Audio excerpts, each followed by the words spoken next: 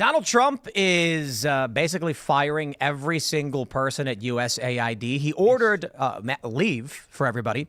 And then Marco Rubio basically received this list of employees that were supposed to be like essential. And he was like, nah, cut that down. So basically like 294 employees are left, which everybody knows means USAID is done.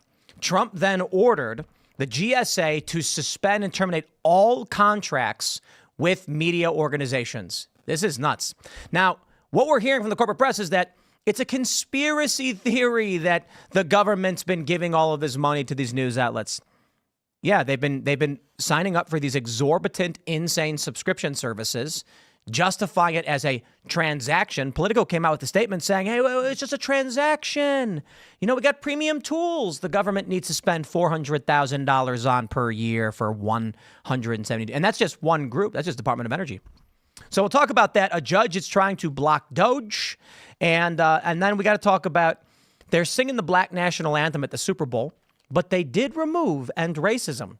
So they're still racist. And maybe the reason they took End Racism out of the end zone was because they wanted to sing a racist black supremacist song.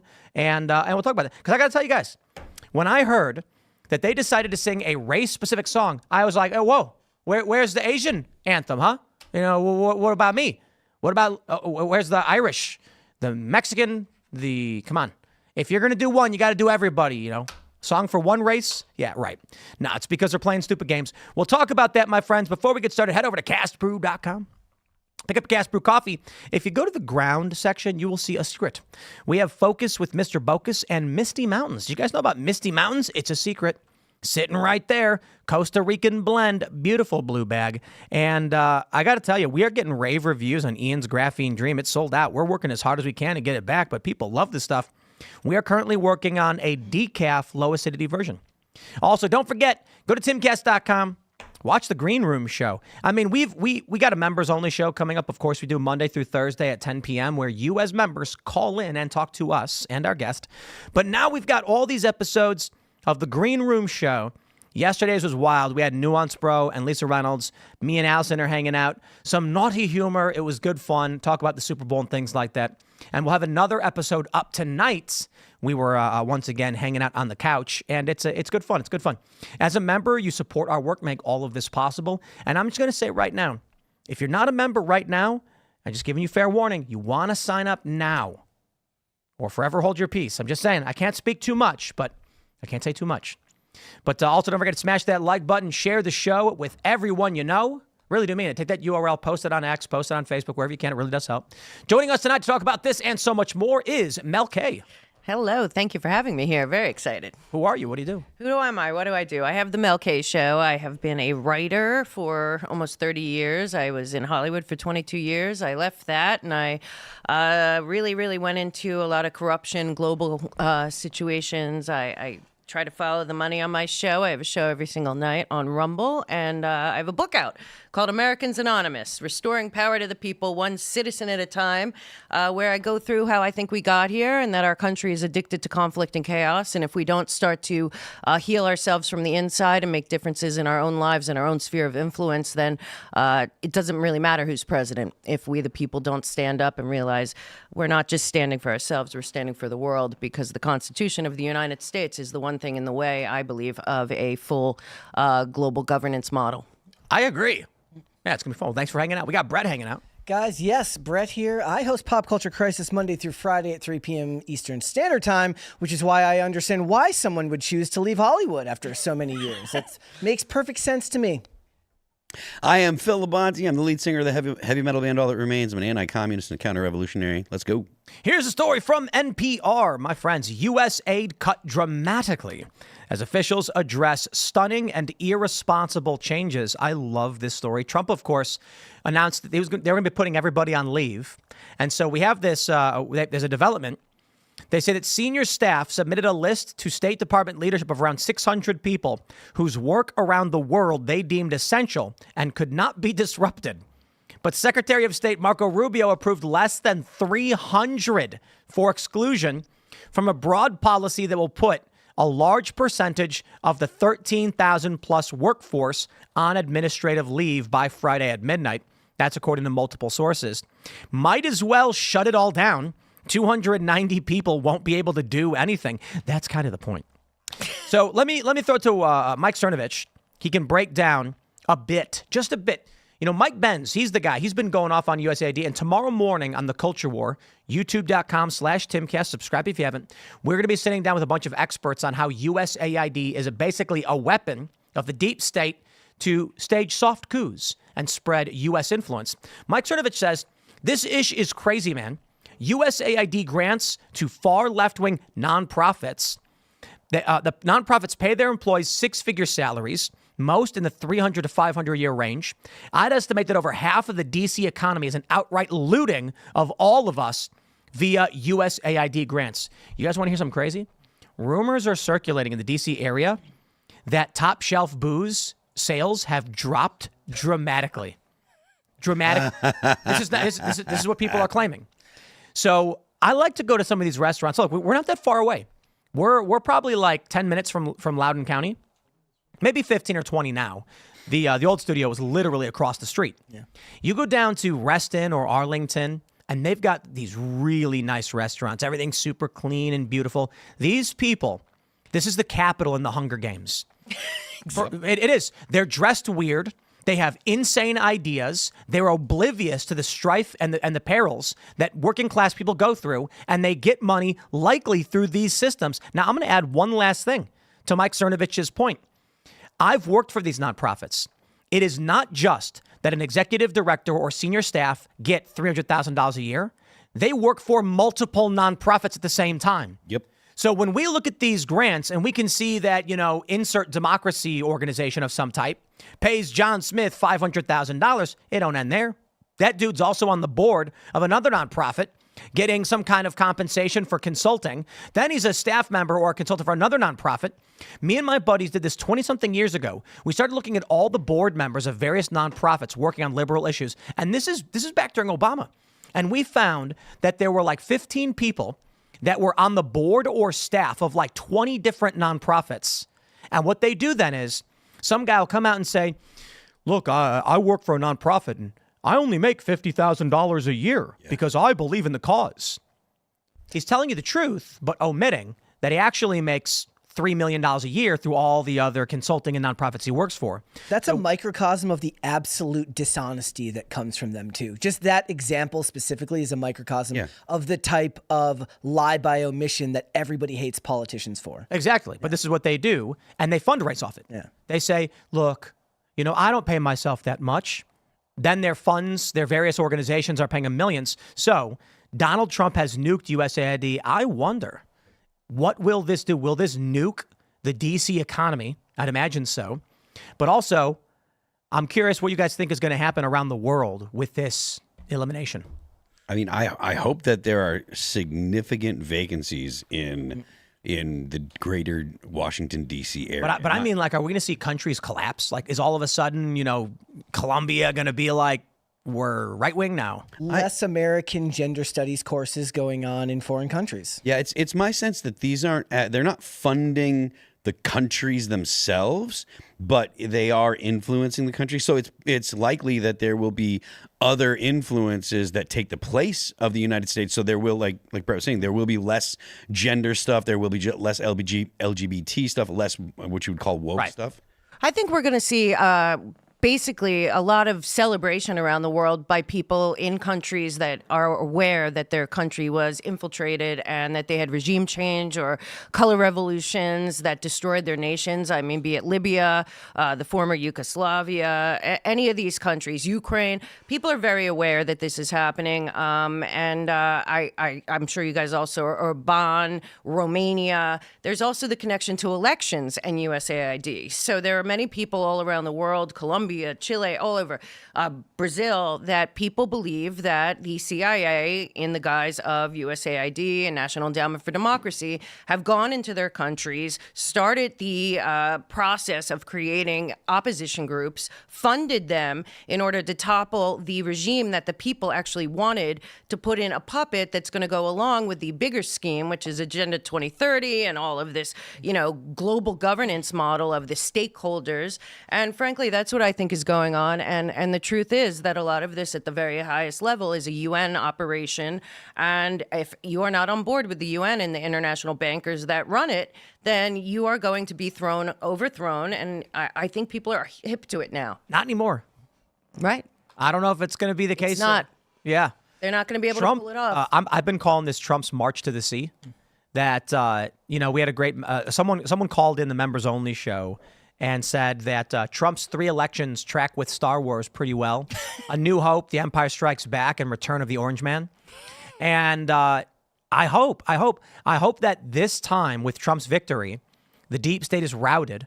And what he's doing now is effectively scorched earth through their institutions, and they will not be able to put up any kind of meaningful resistance. He has to.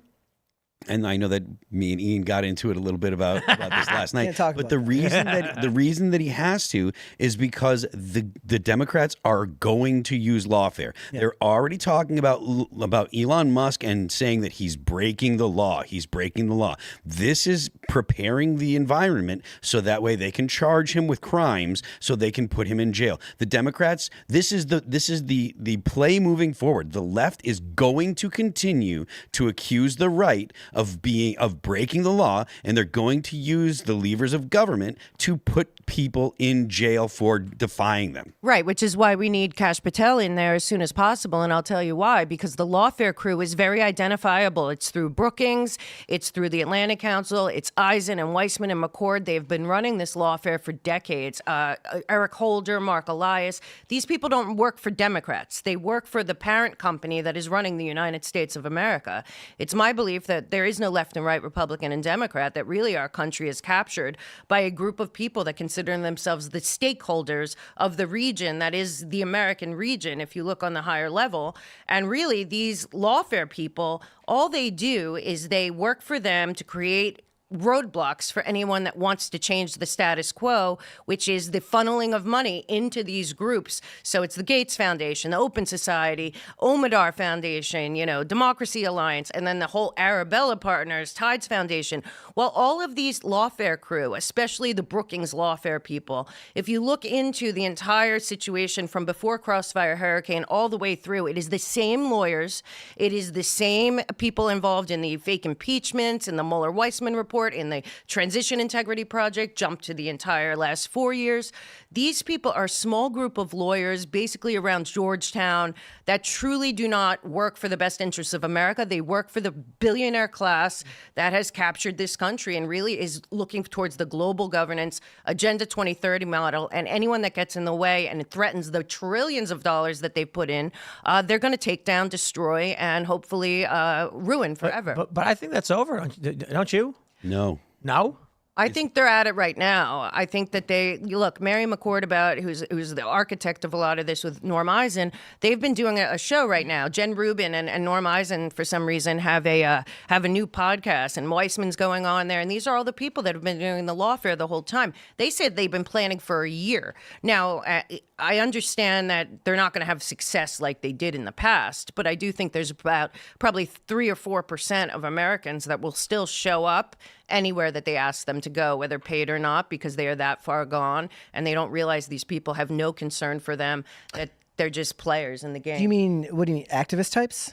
Yeah. Like protest types? Right. Like what's going on in LA? Yeah, exactly. One of the hardest things going on right now is one of the ways they're fighting is that a lot of people are starting to have like Elon Musk derangement syndrome in relation to Doge and how they view his affiliation with the government.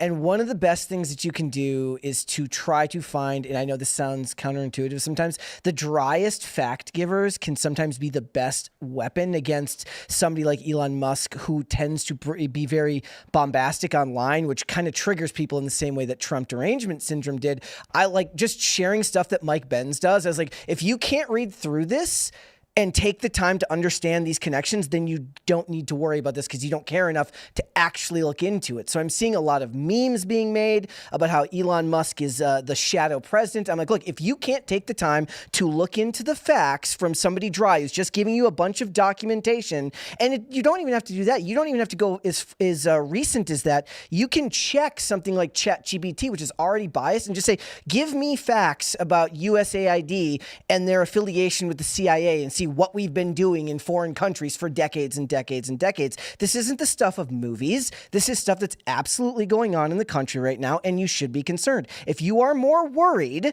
about the people uncovering a bunch of wasteful spending and corruption than you are of the wasteful spending and corruption itself, we have a problem. We have a problem because they absolutely are more worried about it. Yeah, they are. It goes It's insane. beyond just opposing because it's Donald Trump. These people are worried about their cash cow. They're worried about the loss of ideological control over these institutions. They're worried about the loss of these institutions.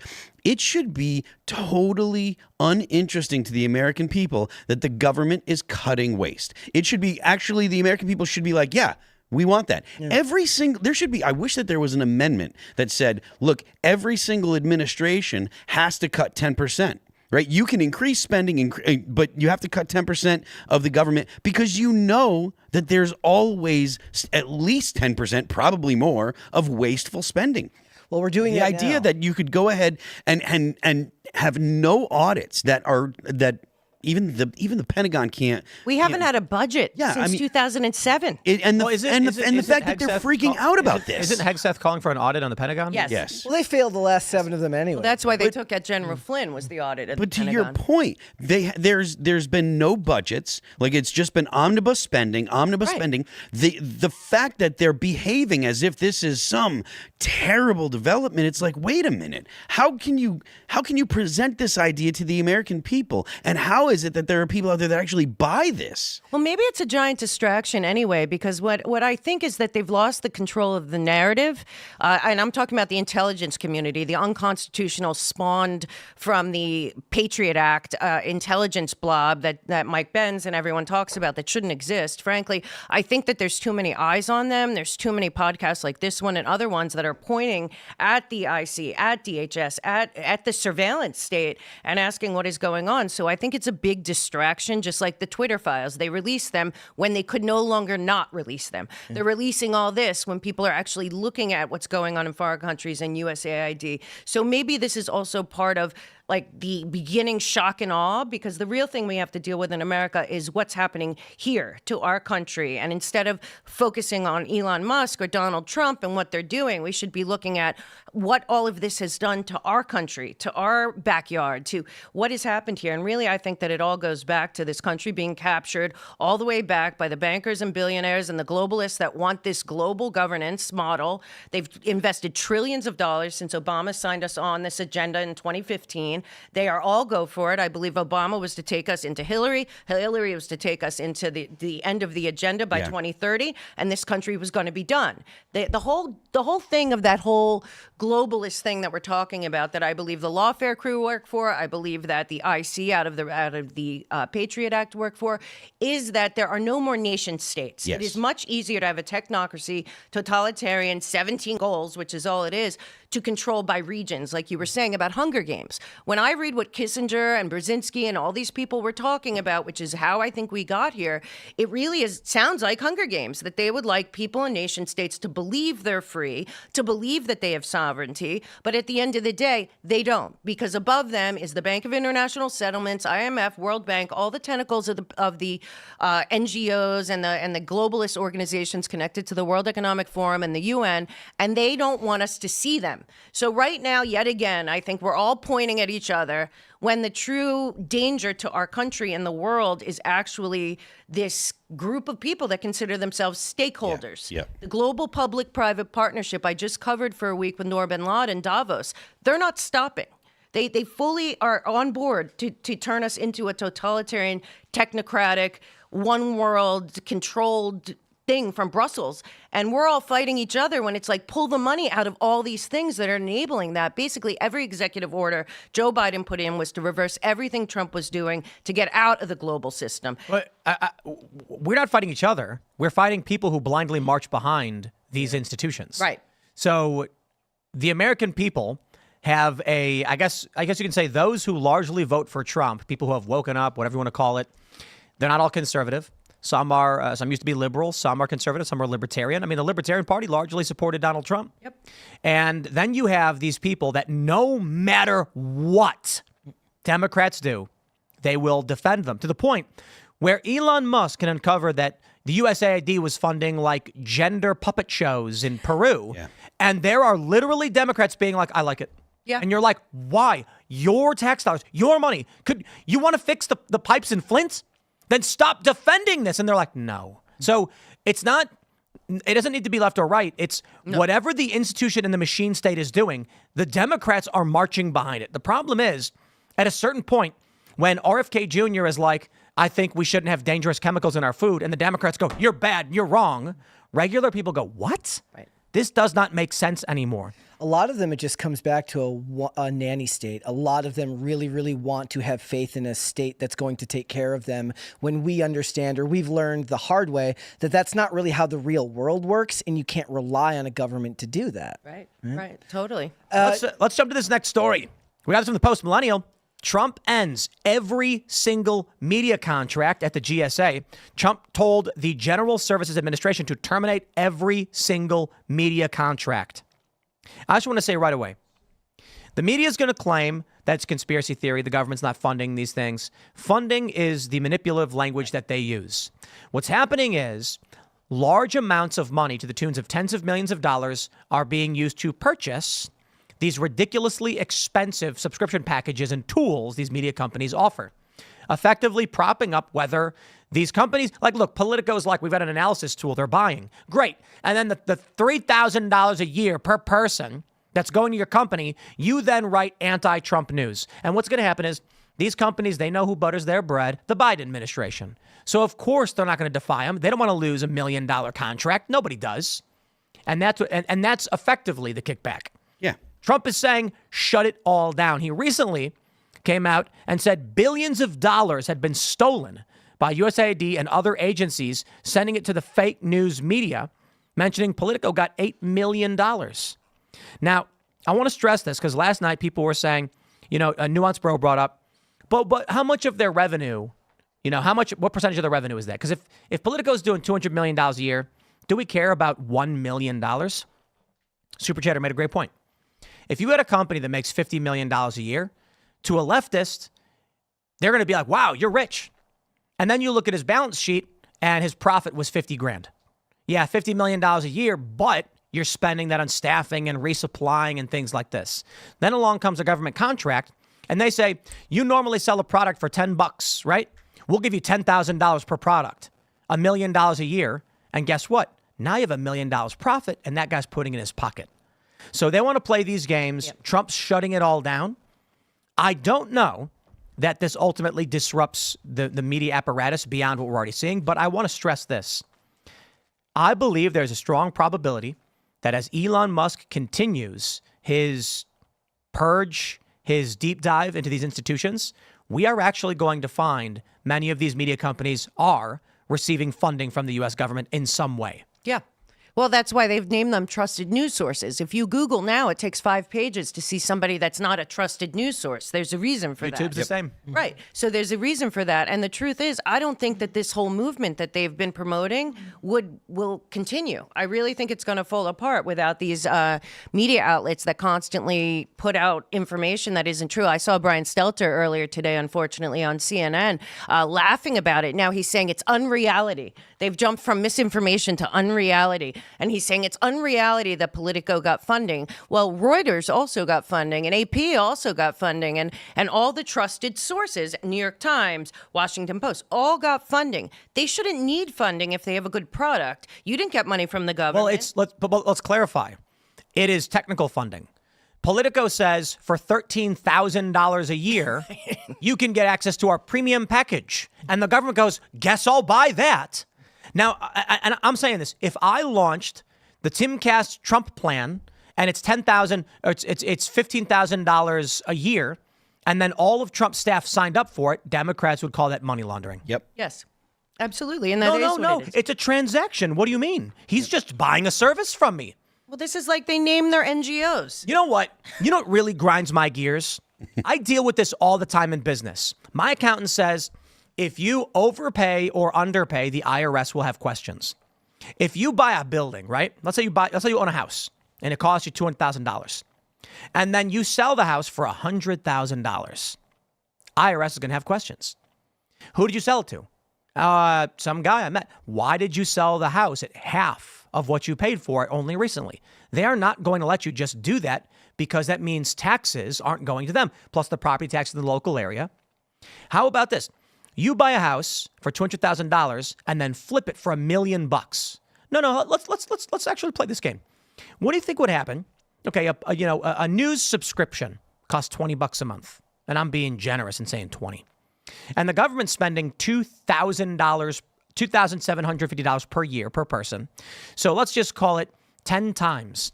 So you buy a $200,000 house, and then a few months later, you sell it to someone for $2 million. There's going to be questions about who that person is buying that house. And they're going to say, is this like a foreign dignitary buying a house from a politician or something? Or why is this money transfer happening? We have already dealt with this, where we've been instructed by our accountants that if exorbitant fees are paid to staff, then you run the risk of being audited, because they're going to say, if the average salary for a job is X, why are you paying X times 2? You got to justify it. We should have every single one of these government staffing, these agencies and departments, justify why they're spending 100 times the average rate for a news subscription. Yep.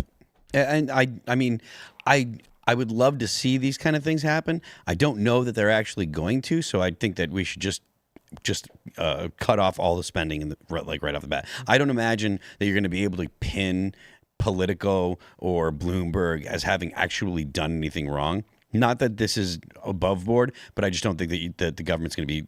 I don't think it's worth the time to try and pin it on them. Just cut the money off and make sure that they don't do it again or don't continue to fund them. I think that's probably the best. I mean, I would, again, if someone has a plan to do it and can make it stick, I'm all for it. I'm not saying that I don't want these things to happen, but I think the most likely outcome is cut the money off and I agree. Walk away. Give them 90 days and have them file something justifying it, like you're saying. 90 days? That's what they want. Give them 0. What? Trump's giving them 90 days? He's giving some people 90 days to decide if they're going to keep certain positions. No, I'm talking about these payments to media companies. Yeah, they're stopped, not just for 90 days. But what is he going to do now? It's over? This is, this story is, there's, for instance, the Department of Defense paid, I think it was the DOD, $900,000 to Politico for subscriptions. Yeah, we turn that off. We literally just say, no more subscriptions. Do most of these, does a place like Politico ask you to also donate, like a place like The Guardian, which asks you to donate? But Politico put out a statement saying, look, these were transactions. This is normal business. And I say, shove it up your... No one is buying $1,000 a month Timcast subscriptions. That's insane. I don't care. It doesn't matter to me if they say that it's normal or not. The government shouldn't spend the money on it. Yeah. It's out. It's not a responsible use of money. Right. So, what about Wikipedia? Is that involved in this too? Not that I'm aware of, but I bet if you go to usaspending.gov, you might find Wikipedia's getting a bunch of money. For sure. But this is the game. That's why I called it plausible deniability. Yeah. They can feign ignorance. Yep. All these media outlets, because apparently, like the BBC Media Action, their charity arm, was getting USAID funds.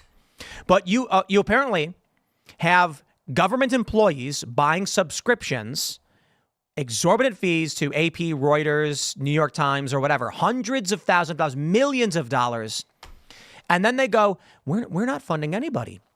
I want you to justify why you're going to spend $3,000 on this package 172 times, why Politico is going to get $1 million a year in contracts. I believe it's been reported the total number they've received in subscriptions is $34.3 million. It's over a decade or so, but still. It doesn't matter. It's a waste of money. And again, the people are going to say, well, in the grand scheme of things, the budget's $2 trillion a year, so this doesn't matter, and et cetera, et cetera. I don't care. I don't care because the point of this isn't as much about the money as it is about the influence and having the narrative be set by these news agencies and being basically a mouthpiece for the left. I think we have to keep scratching down on the surface here too, because don't forget that during COVID, it came out that Bill Gates was giving a lot of money to a lot of different journals and news sources. Also, Open Society and George Soros does. And I mean, maybe there's multiple levels of money laundering going through these trusted sources. Because it can't just be, I mean, we know about Bill Gates and the $300 million. And it all connects together anyways, because remember however many years ago when it was that YouTube said we are going to de-rank people that are not considered a trusted news source, and we're only going to push through articles and we're going to push through videos and lives that come from what they call trusted, news sources, whether that's Fox, CNN, MSNBC, all of which are working together. I have a question. Is there any concern for a conflict of interest when these news organizations rely on government employees as a substantial portion of their revenue? Yeah, I would think so. So I have a question. Nuance Bro asked the other day, what % of their total yearly revenue comes from government subscriptions? I have a better question. What % of their Premium Pro subscriptions come from government entities? Because if you want to make an argument that they make a lot of their money off sponsorships, we're comparing apples to oranges. No. I want a list of all of their Premium Pro subscriptions, and I want to know what % are government employees, and then I want to know their political affiliation. Yeah, exactly. Might as well just call it the government package. Yeah. They do. Yeah. I'm not. That's literally, it's designed specifically. Let me pull it up. Yeah. Yeah, Politico. We Politico Pro subscription, and on their Politico Pro website, I think. Let me just load up the website. I'm pretty sure they have a government tier somewhere. I got to find it. We had it the other day, but because they make you learn more. Let me pull it up and see what we got here, and take a look at this Pro Plus feature highlights. Look, man, Politico wants access to people in the government. They should just give this to people in the government for free. I think what's more disturbing is that we're funding news agencies, news all over the world, in Ukraine, in Israel, in China. I mean, we're funding news all over the place. So it's propaganda, obviously. Yeah. But I mean, when I found out that whole list of people that they want to kill from Ukraine, of journalists that Tucker's on and Tulsi's on, we're funding that. We're funding that OCCR that did the Panama Papers. We're funding that. That's also the impetus to Trump's impeachment with Ukraine was also out of that journal about corruption and international corruption. We funded that. How much international news is the U.S. government funding right now is also the question. I mean, look, the fact of the matter is this kind of stuff is propaganda. The point is to put forward a narrative. These media and journalist institutes or whatever outlets, they're not actually honest brokers. They're not showing honest both sides coverage. They're not real journalists. They're propagandists. The point is to push a narrative, and as long as the point is to push a narrative, they shouldn't get one dime from the government, not a cent. It's really crazy to see like all of the tactics that we used overseas for years, whether it's through the CIA and all that, to see it come back home. Yeah. Whether talking post 2012 when the propaganda arm was turned back on America and seeing how fast it's devolved. Well, Trump should do that. He should overturn the Smith Modernization Act immediately. Yeah. That was in 2013, I believe. Obama. And it made it okay for the State Department to disseminate essentially propaganda inside the United States. The logic at the time was supposed to be about preventing domestic terrorists from being radicalized, right? Yeah, that was the logic. That was the logic. But yes, that was the logic. But the fact of the matter is, it's being used to propagandize the American people. That's why our politics are so polarized nowadays. Right. There are the people that are inclined to believe what the government says, and then people that are not inclined to believe what the government says. And the government is saying that one half of the country is evil. The government is saying these people are likely Nazis. Our democracy is in jeopardy. They're saying that currently now. They're saying that our democracy is in jeopardy because we're trying to cut the bureaucracy. Yeah. Cutting spending in the government is absolutely... The craziest thing is that what is happening with Elon and Doge is effectively an audit. Yes. And Democrat voters and Democrat activists are angry about it. Unreal. Right. Look, that's all you got to say to a family member. You'd be like, so they're auditing USAID? They're doing an audit of where our money's going? And if they get mad and say we shouldn't audit things, be like, okay, you are insane. Bye. Well, they're going to say that Doge is not an official government organization. You say, do you know what the USDS is? Do you know how these things started? And again, you have to start showing them like really, really boring papers. Like, do not fall for the sensational headlines. Like, if you don't have the brain power to sit through and look at all of this stuff, then you're falling for the propaganda that we're talking about here. Let's jump to this story from Fox News. Politico co-founder says the liberal media is weaker than ever. In interview, Go for the throat. CNN and other liberal media outlets have been forced to cut staff this year. Jim Van Hise said in an interview published Tuesday that the liberal media has reached a low point in popularity. CNN and NBC News, among other liberal news outlets, have reported layoffs of staff this year amid concerns of lower ratings and a changing media landscape as podcasters continue to grow their audience. Let me tell you a story, my friends. He's right, by the way. 10 years ago, podcasting was taking off on YouTube, and YouTube panicked, took a dump on the floor, and nuked the reach of all of these independent podcast channels. Apple owned the space, Spotify rising in the ranks, and only recently did YouTube start to take back the podcasting space. Think about how stupid you have to be to literally own the podcasting space and ban it in panic. That's literally what they did. Today, despite the fact that shows like this have substantially more relevance than the likes of Rachel Maddow, of which she gets 68,000 in the key demo, YouTube will still prop them up in the algorithm and give them preferred, trusted access. Now, it's going to change because there's an obvious trend happening. Donald Trump wins, and they're referring to it as the podcast presidency. People are starting to get their news and information more, in general, from podcasts. And sooner or later, there's going to be a critical mass that tells YouTube to shut up and get this garbage CNN off my front page. Until then, we need to be vocal and tell them it's enough. YouTube started to change a little bit, but for the love of all that is holy, shut down this trusted news garbage. Just because a powerful, wealthy investor put money behind a guy in a suit does not mean he is correct. And it's time we change that.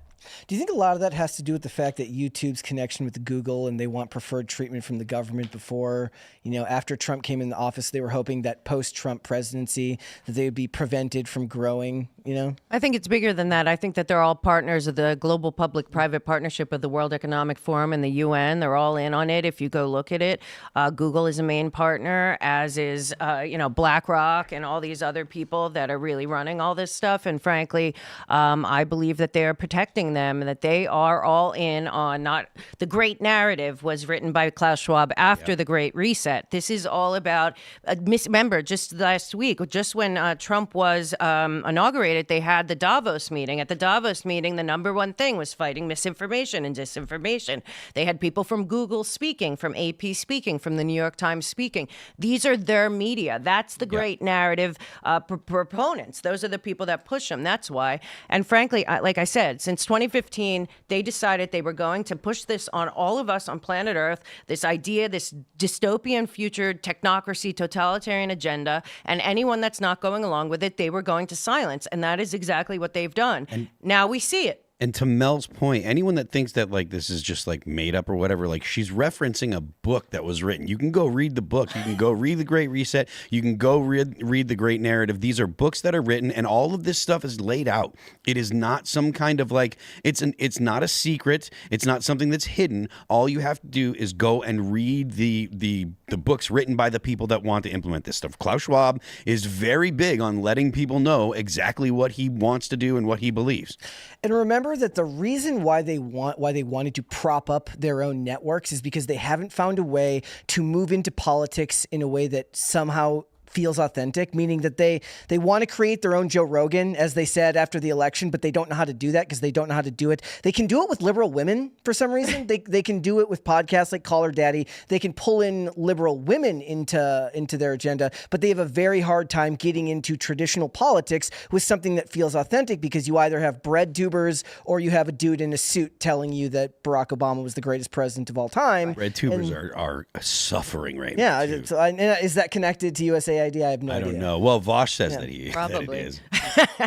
Yeah, I mean, I think we also have to realize, like, I always go back to that NATO cognitive warfare document, Battle for the Brain. I don't know if you guys have all seen it. familiar with that. Gray Zone put it out first. It was a confidential document. I guess NATO's innovation hub is right near here.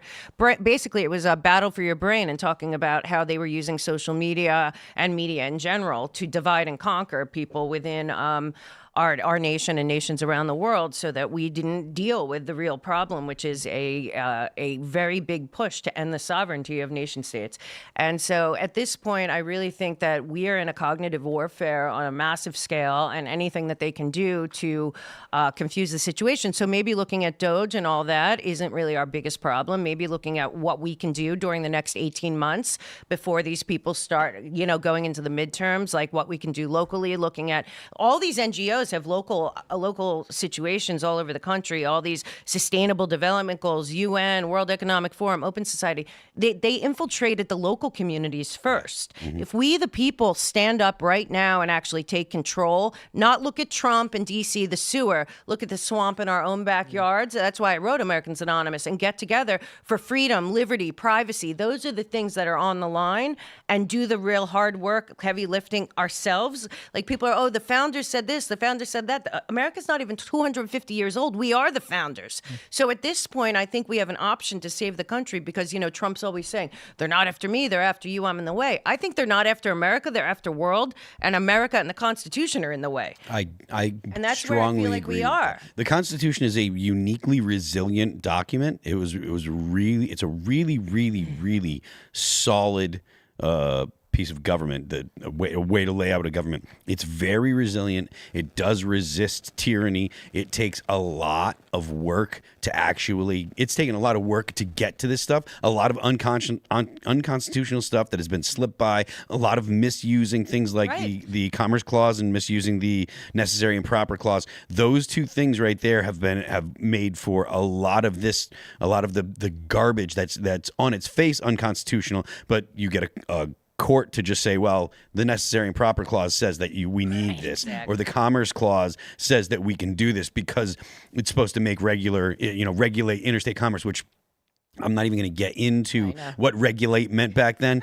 But yeah, the point is, the Constitution is very, very resilient, but it takes people that believe in it and actually put their elected officials to the test and say, look, this is what the Constitution says. Because if you don't do that, then the Constitution is just a piece of paper. And I think we've been mind controlled and manipulated to think that we're powerless, and that the Constitution is just a piece of paper and it's nothing. And you've heard Obama, the fundamental transformation of America was about destroying the Constitution and the foundation of this country. We have a chance right now to take it back. But if the American people don't realize they're the answer isn't in D.C. and it's not in the courts, it's in American people holding their local politicians accountable and being the actual news for their neighbors, and getting together and like freedom cells, like Derek Brose suggests, or I suggest Americans Anonymous, and not make it left and right, Republican, Democrat is just a fraud to raise money. What it is it's about people that believe in the Constitution, inalienable rights, and our sovereignty, and people who don't care.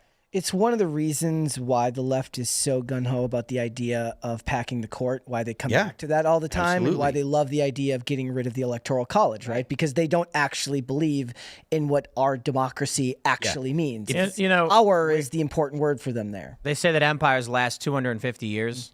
We're 248. So 2026, arguably July 4th. Some would say July 2nd. That'll be the 250 mark. Now, a lot of people have countered that, saying it's 250 years as an empire, not as a nation. So how long has the U.S. been empirical? And it's only the end of World War II. Mm-hmm. I think honestly it went super empirical, though you're right, and probably started even before that, around the time that the Federal Reserve did. But when George H.W. Bush walked on the floor of the United Nations and said that we were going to have a new world order run by the UN, I think he meant it. I also think our country was captured the day they killed JFK. And I think that we're still fighting the people JFK warned about in 1961 when he did his speech for the press, and he said that there was a monolithic, that the whole conspiracy about that that, but that there was infiltration instead of invasion, guerrillas by night instead of armies by day. That is what we've been dealing with. And the craziest part about all of this is all these color revolutions, regime change, of course, Samantha Power and the fake responsibility to protect they used to go into Libya and other places has been used against us. And again, I think we have to fight certain things. Like, we should talk about repealing or actually replacing the Patriot Act. If we don't do that, that's when the CIA, which is supposed to be outward facing, teamed up with the DHS to be inward facing. Yes, so now they can pull a color revolution on us because of the Patriot Act.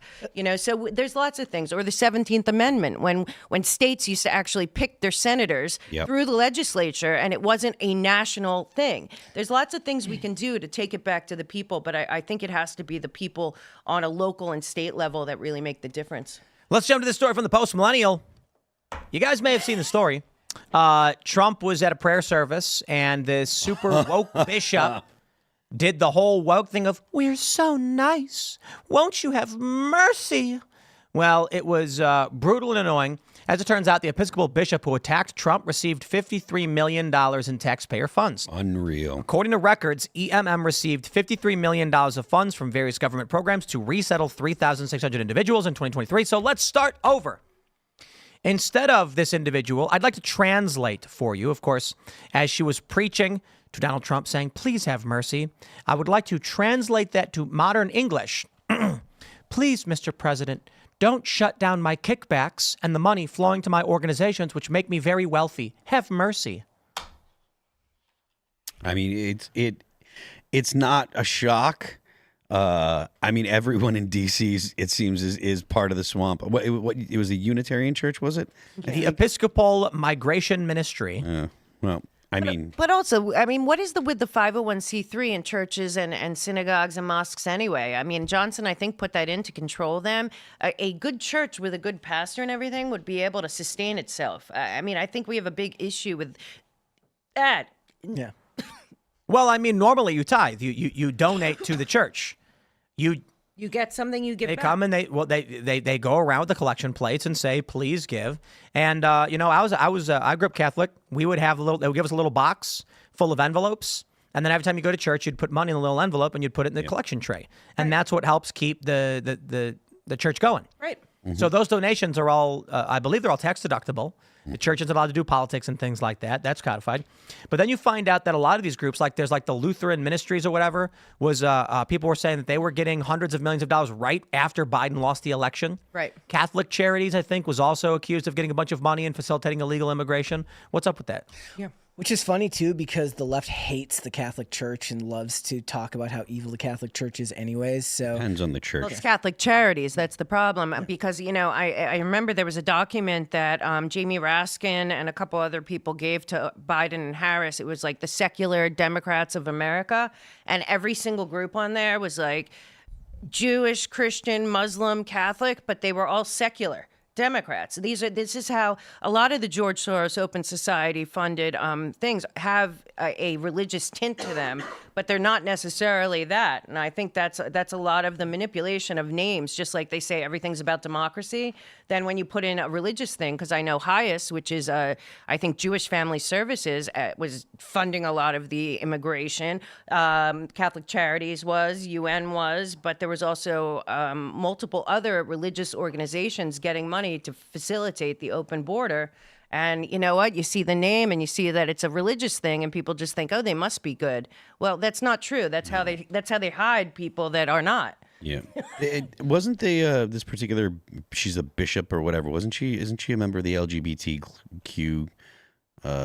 IA? No, she's married and she has kids. Oh, she's married and she has kids. Well, here's the thing, though, about all these with these. I didn't think a woman could be a bishop, first of all, but I mean, I guess they It's can Episcopal. now. Oh, okay, yeah. It depends on the denomination. Whatever the case may be, Post-millennial it's one says- of many, probably. Post-millennial says, according to records, EMM received $53 million that we read. Since EMM has limited lobbying power, the Episcopal Church, a separate legal entity, advocates for additional programs that benefit EMM in Washington, D.C., the outlet said. A 2012 Government Accountability Office report states that funding is based on the number of refugees they serve. So affiliates have an incentive to maintain or increase the number of refugees they resettle each year rather than allowing the number to decrease. Do you guys know the story of the snakes in India? I think it was India, right? I could be wrong. Basically, they had a snake problem. And so it was like the British colonists were like, what are we going to do about all these snakes? I got an idea. Through the power of decentralization, we can use the citizenry to deal with these snakes. So they put out a call to each and everybody who brings us the head of a snake. We will pay you. We'll pay you cash. So you know what those townspeople did? They started breeding them. Oh, Brilliant. Yep. Wow. And then the snake problem got substantially worse. Oh, wow. And so what happens is you get some refugees. The government says, we got to deal with this problem. How about we give grant money to various nonprofits to help deal with the refugees? Then what happens is all these organizations say, bring in illegal immigrants. We'll call them refugees.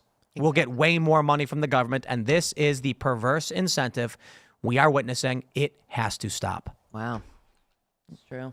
I mean, I don't see how this kind of stuff is completely and totally unsustainable. That we're, with as much debt as we have. And again, I will continue to reaffirm the fact that even though this is all bad, it's actually the unfunded liabilities that we have to worry about. It's Medicare, Medicaid, Social Security. Those are the things that are actually driving the debt. But if you don't have a balanced budget, then it just goes into it only makes it worse. Bro, So I dream of a balanced budget, man. I mean, it would be wonderful. And I don't there's no legitimate reason why the United States can't have a balanced budget. Well, they can. We have our There's GDP is like $29 trillion. There's a legitimate reason, and that is that there's a bunch of skeevy, corrupt a-holes siphoning money and extracting the value and the labor for themselves.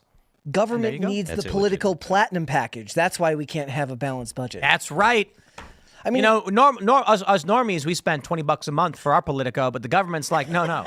You guys remember come that? work for us. You remember that app you could download where all it showed was a ruby on the screen and it cost $10,000? It was something like this. There was an app in the Google Play Store for 10 grand, and all it did was show this image. And the point was that rich people would show it off like jewelry. Like I can spend $10,000 on an app. That's basically what the government's doing. When you show up, they're like, your department got you what? Silver tier? We're Platinum Pro. Yeah, exactly. Remember that scene from American Psycho where they're showing off their business cards? Oh, yeah. Basically totally. that. Basically that. Sweating looking at that. And That's they're what all they're so like. close. Yeah, he's sweating, spinning a laptop around, and it's like, Platinum Pro. Yeah. Like, whoa, you've got Platinum Pro. What does it give you? Well, when I read the news, there's little silver frilly things on the side. See, Tim will It's gotta be it. Tim will Oh, dude. reimburse us for the movies we go see, but he will not buy us the AMC Plus package. That's No, the never. We should totally do this. We should make it so that if you sign up to Timcast for $1,000 a month, there's gold trim on the side of the website. It's gotta be something. At least like somebody that. will do it. I said earlier, I was like, if you sign up for $1,000 a month, I'll give you my phone number. Because then we have the Timcast Platinum Pro $1,000 a month, $12,000 a year package. And then all the people in government need it because they can get me on the phone. It's an Right. No, it's an additional $1,000 to get you to answer. They can just have the number. Yeah, I said you could have the number. I never said I'd answer. Exactly. Voicemails for the $1,000. Exactly. Otherwise, If I find out that someone actually signed up for the $1,000, Oh, people would. You know they would. Unreplied, like unread text messages. Yeah. Delivered. I'll do it. Left unread. no, I'll do it. I'll give my phone number if people do. I mean, like I said, I was half joking when I said I would do it, but I got to be honest. Like, I don't really think anyone's going to go to timcast.com, click join us, then go to 1,000 options, sign up, and give $1,000 a month to Timcast. If you do, I'll give you my phone number. It's not going to happen. I don't imagine that it will. It'd be funny if like we get one sign up and it's like Donald Trump, Yeah, exactly. That's what I was thinking. and he's like, "I love the show, wanted to talk, didn't have your number." Like President Trump, I actually would have taken your phone call even if you didn't sign up for $1,000 a month. I would have. Hopefully, he'll come by here one day. Yeah, we sat down with him. Well, I mean, we're pretty far from DC. Yeah. If every time we've talked to his crew, they've been like, bring the show to us. Yeah. But he does that with everybody. Like, basically, if you want to do a show with Trump, usually you have to be by him. So for the shows that he's done, they're in Florida. Right. Easy for him to pop over, like if he lives there. But coming to like Harper's Ferry. Yeah, we can't get members of Congress to drive out here very often. So we're looking at setting up smaller satellite studios closer to DC. Oh, good. Yeah, we got a couple that we can already use. We have friends in the area. And that way, you know what's crazy? I'll tell you a story. We were trying to rent. I was trying to rent a townhouse in D.C. so we could have a studio in D.C. So we could, if Congress was in session, you had all these people. They know us. They come on the show. Yeah. None of them will rent to me. Oh, really? Yeah. Oh, wow. That's It's ridiculous. funny. Every single time we submit, they email back with, I'm sorry, it's no longer available, and they take it off the market. Yeah, it's happened like 4 times. That's unbelievable. Yeah, and I was like, we're gonna have to have like a company do it or something. You Yeah. can do that through like a company, right? Like an LLC. Yeah, I have my wife do it. Yeah. Yeah, that or just. Told Allison, I was like, just you put your name down. Stop putting my name down. I mean, Nobody knows. you could ostensibly buy a building, right? But We could, but that's a huge commitment for a temporary remote studio that no one's gonna be in. Well, yeah, but in DC, I mean, now that Doge is in effect and stuff, maybe it's not the best investment. But if Donald Trump had lost, it might be a better investment Yeah, because but maybe the a lot government's will only gonna close grow. down. And Winter there'll be White House, man. markets. You know? Gotta go down to Mar-a-Lago for Yeah, the you do. winter White House. Yeah. That's how it's got to be done. All right, let's jump to this next story. I can't read this. Phil, you read the headline. Trump derangement syndrome. State rep sterilizes herself to protest president.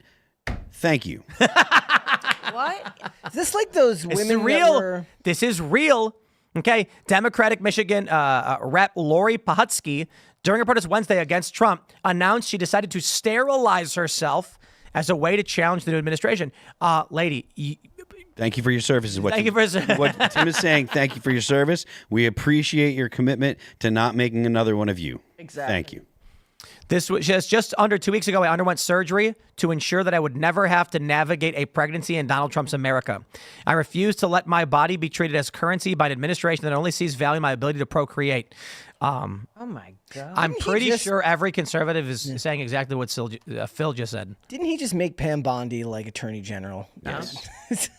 What about that? Who was the really overweight influencer who said she lost 50 pounds since Trump took office because of the price of food? Olivia Julie. Yeah, I don't know her name. Julianne or something like that. Said that she lost 50 pounds in 2 weeks because of the price of everything. It's going to be really funny after all these USAID employees are fired, and then all of the followers that liberals have just disappear. Right, exactly. And then they're like, I'm going to be tracking this, you guys, because I'm warning you, David Pacman, you hear me.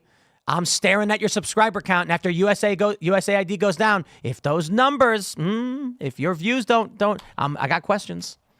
I'm kidding, by the way. I genuinely think people watch that guy's show. Look, man, like Vosh was just on the other day, like complaining. There was a clip of him complaining, I'm going to be in the poorhouse, blah, blah, blah, blah. Wait, what? Vosh was just on his stream e-begging, saying, you really got to subscribe and blah, blah, blah, because I'm going to be in the poorhouse, da, da, da. Wow. I didn't see the whole clip, but Has he considered sterilizing himself?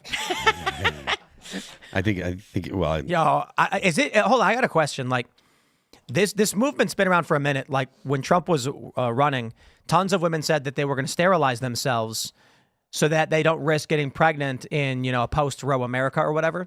And I'm like, if I cheer that on, will I get banned on YouTube?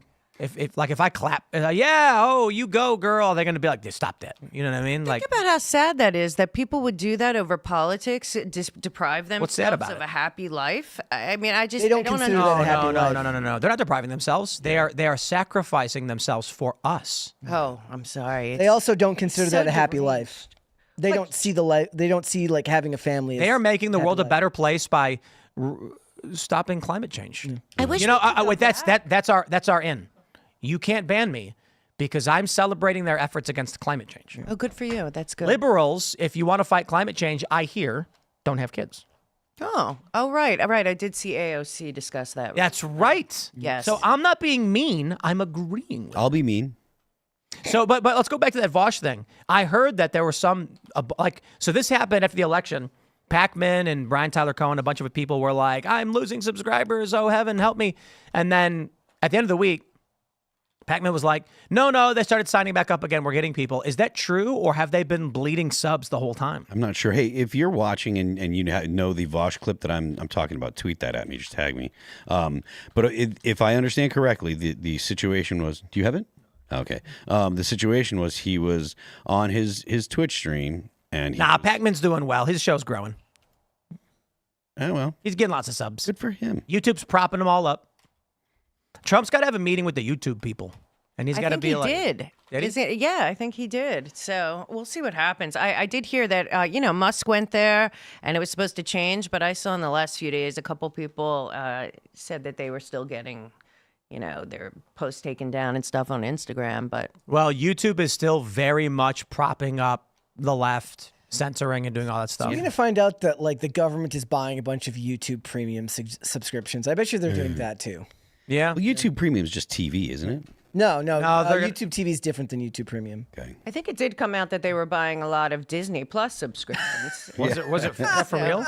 I believe so. Look it up. I think so. I mean, that makes sense. Bob Iger loves politics. Yeah, it's so frustrating to hear these kind of things, because it was one thing when you were just like, oh, these people are all kind of on the same page, but then to come to find out that the government is just spending tax dollars, spending your money on promoting their own the ideology that they ascribe to, even though half the country is not down with it. It's really frustrating. What's really sad is I went all over the country, probably like 26 stops. We went everywhere, and we met so many people at events that would like cry. They were so isolated and lonely. They felt like they couldn't believe that this whole country, where it was going and everything. And now it turns out all of that was pretty much fake. But a lot of these people felt like, they lost friends, family, this and that, so isolated. And then they'd come and they'd go to a big stadium with, 10,000 people that think like them and think, oh my God, I'm not the only one. I thought the world's gone crazy. But the media is telling them that they're terrible people. Yeah. They're despicable. They're going to kill their grandparents, all this stuff. And it really hurt people deeply. And, to think that it was all a cognitive warfare operation. The SBA gave a bunch of loans to YouTubers. Oh, the Vosh, look at that. I got banned for life. The Vosh clip. Kellen put the Vosh clip in the IRL Slack. SBA was giving money to YouTubers? Yeah. Wow. Mm-hmm. For being a bit self-centered for a moment. I'm sorry. I apologize. I know. They say privileged streamer. Yes, my job could go out like that. You know how crazy things are getting over here?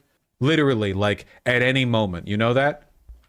They could just say, hey, YouTube, it's un-American of you to allow left-leaning people to post videos. These communist videos are pro-China. Kablamo, I'm out. And that's a little scary. It's literally like there's no, like it's a day-by-day thing. I wake up every morning and I check. So I'm just saying, in the meantime, maybe I'm a little bit more like and subscribey than usual. You have a backup platform you're planning to go to if shit hits the fan? Yeah, there's a corner under, like right next to the 5 in downtown Seattle that I don't usually see other people panhandling on. I mean, really? I think. I got to say, like that pitch, that was no good, Vosh. Vosh, you can do better than that. You've got to bang the table, and you've got to be like, the time is now. The resistance needs you. Like you could do better than that. I don't imagine that he's actually in significant trouble or in significant risk of losing his YouTube channel. But I wouldn't have a problem if Twitch actually started to say, look, the commie stuff is a little too much. You've got Hassan, who's a terrorist supporter. You got Vosh, who's a lolicon. You got Destiny, who's a sex pest and alleged to be sharing. Doesn't he have criminal charges? Yeah, alleged. I don't know if that's true. That's why I said alleged. But he's alleged to have shared videos of himself and another woman. I thought it was a guy. Well, no, that did that one happened too, but this is another time. So he's alleged to have the woman is actually pressing charges and stuff. My feelings, the left is in shambles. My feelings were hurt when I found out that Politico, who gets less views than us, makes substantially is not even the right word, like substantially times 10 more money than we do. Well, it was a big deal when there was the Great Purge of 2020 on YouTube. I was part of it. X22 Report, SGT Report, Amazing Polly. There was a whole bunch of people in one day that got their channels taken away. Overnight, banned for life. And I still don't understand that rationale. But, I mean, have we ever seen any YouTube or Google back end like we did for Twitter and Facebook? Because, they should come clean and get back on track. If they're asking Trump to be a part of the administration, then remove everything and let everyone compete, in real time. Yep. I want to see this USA Spending.gov website is really amazing. I'm trying to look up data on YouTube. Like, is the government giving money to YouTube? And when you search for YouTube, it just is YouTubers. How about Alphabet? Yeah, but I'm curious. Are they like buying these packages? You know what I mean? Yeah. Like, does YouTube have some kind of like crazy $10,000 package? The government's just like, we'll buy that. Maybe, but do you know about Arabella Partners and 1630 Fund and think- Tides? Like, it could be coming through something else. I too. think they call it solicitation. Like, if you go to someone and say, they used to do in Chicago, they probably still do it. You go to keggers. Have you ever been to a kegger party? Yes, Of course. And they sell red cups. yes, I know. And it's like, the beer's free, but the cup is $5. And Right, I'm like, bro, exactly. you think the cops are going to fall for that? But that's what they would do every time. And they'd be like, I'm not selling beer. I'm selling cups. And it's like, yeah, you're selling beer, dude. Like, red cups don't cost $5. It's a markup. They do not. Sure. Yeah, it's because, and then you know what was really funny in Chicago? Because Cook County had a tax on cigarettes. So people would drive to Indiana, buy cartons of cigarettes for like $20, then drive to Chicago parties and sell the packs half off and make insane money. Wow, I'm pretty sure that's smuggling. yeah. Yeah, it is. People Yeah. do that in New Hampshire. People would come to New Hampshire, buy cigarettes, buy liquor, buy Brooklyn and Manhattan. buy fireworks, and then they would drive back down into Massachusetts because Massachusetts has the most draconian laws of just about anything anywhere. Only recently did the gun sellers started actually saying, look, you have to show an ID to be able to buy ammunition, because in Massachusetts you have to have an FID card or whatever just to buy ammunition. They won't sell actual guns Right. because that's not actually regulated by the federal government, but because those are regulated by the federal government. But you have to do a NICS check for that stuff. But when it comes to ammo, the government doesn't, the feds don't care. So people would come into New Hampshire and go to, different gun sellers and buy ammunition and stuff. And only recently they've started to say, look, you have to have a New Hampshire ID, or else we won't sell you. Let's jump to this story from Irish Star. That's a source, I guess. Michael Strahan speaks out on Super Bowl boycott threats over Black national anthem. You guys say there's going to be a boycott? The Irish Star. Did Seamus send this to you? He did. There's going to be a boycott of the Super Bowl because they've decided they're going to sing a black supremacist song before the show starts. Yep. And it's racist. oh yeah. And so, needless to say, I was mortified. That they would not sing the Asian national anthem. What's going on? Where are we not people? Why are we being oppressed like this by the Super Bowl? Now, in all honesty, we're having a Super Bowl party. We're going to enjoy it. There will be pizza. There will be beer. There will be wings. The Super Bowl will be played. I won't watch it, but a lot of people here like it, and they will watch the game, and I'll go, oh, hey, what's the score? Who's winning? And I'm going to root for whichever team. I think the Eagles hate Trump, right? they? There was what is it? Some higher up guy said some nasty things about him. I don't know. But you said they got rid of end racism out of the end zone. That's what they countered Yeah. with. They're like, look, we'll sing this national anthem, but we'll get rid of end racism. I was surprised. I heard that Trump is the first is. sitting president to go to the Super Bowl this Yeah. year. He's going. Yeah, but apparently, I don't know if it was the owner of the Eagles or something like that. The chat probably knows. Said something, and then a bunch of Eagles fans were like, shut up, we love Trump. Check out this story. They say Fox NFL Sunday presenter Michael Strahan insisted the backlash to the staging of the Black national anthem is insane amid Super Bowl boycott calls.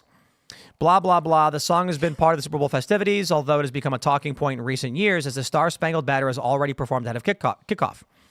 But why are they Grammy- doing that? It's Grammy Award-winning artist Ledisi is to perform the song. Strahan expressed confusion on why something so uplifting is now the source of vitriol. I don't know. Because How about we do this? It's segregation. How would you feel if they sang the white national anthem Right. and it's not the Star Spangled Banner and it was just a song about white families? Like, dude, I'm not playing this game. If you're going to do the Black national anthem, I demand the Indian national anthem, the Asian national anthem, not the Mexican, but the Latino national anthem. We're going to have a national anthem for every race. And then we need the men's national anthem and the women's. And by the time that's And the done, religion ones. the game starts at midnight. It would have been healing not to do this year. Yeah. Just to kind of be like, it's just if we could all, it's just so sad that they just can continue down this path. But the NFL, something's terribly wrong there. I mean, obviously the CCP is very embedded in the NBA. I don't know how far. The it goes NFL? here. Well, Jay-Z's production. The Super Bowl is the NFL. Right, I know. I said obviously the CCP is very embedded in the NBA. I don't know. But if it's they're embedded here. Jay-Z's production company that has a contract with the NFL that has an proves entire to work on social justice initiatives connected to football. The real question here is why the Kansas City Chiefs announced that they're going to start making their own original scripted content when all of those rigged Super Bowl claims are being made. I think football's fake. Yeah. I think football is completely staged. I think it's like 80% fake. It looks like it is now. I watched those videos where it's like I don't know much about Those football. refs are certainly being accused No, of it's not that. protecting Patrick Mahomes. There's all these videos that came out. I don't pay attention to a lot of football, but there's like the dude's running with the ball towards the end zone, and then a guy looks at him and then spins the wrong way. There's a ton of these videos that went viral where they're like, a guy's watching and he's like, "Hey, watch this dude." He just stops and doesn't tackle the guy running for the end zone, and I'm like, that's weird. Like maybe I just don't know anything about football and it looks weird to me. But I'm going to tell you, if I watch a game where the goal is to tackle the guy with the ball, and then there's a bunch of videos where a guy is running towards the guy with the ball and then just jumps the other direction, I'm like, yeah, he did that on purpose.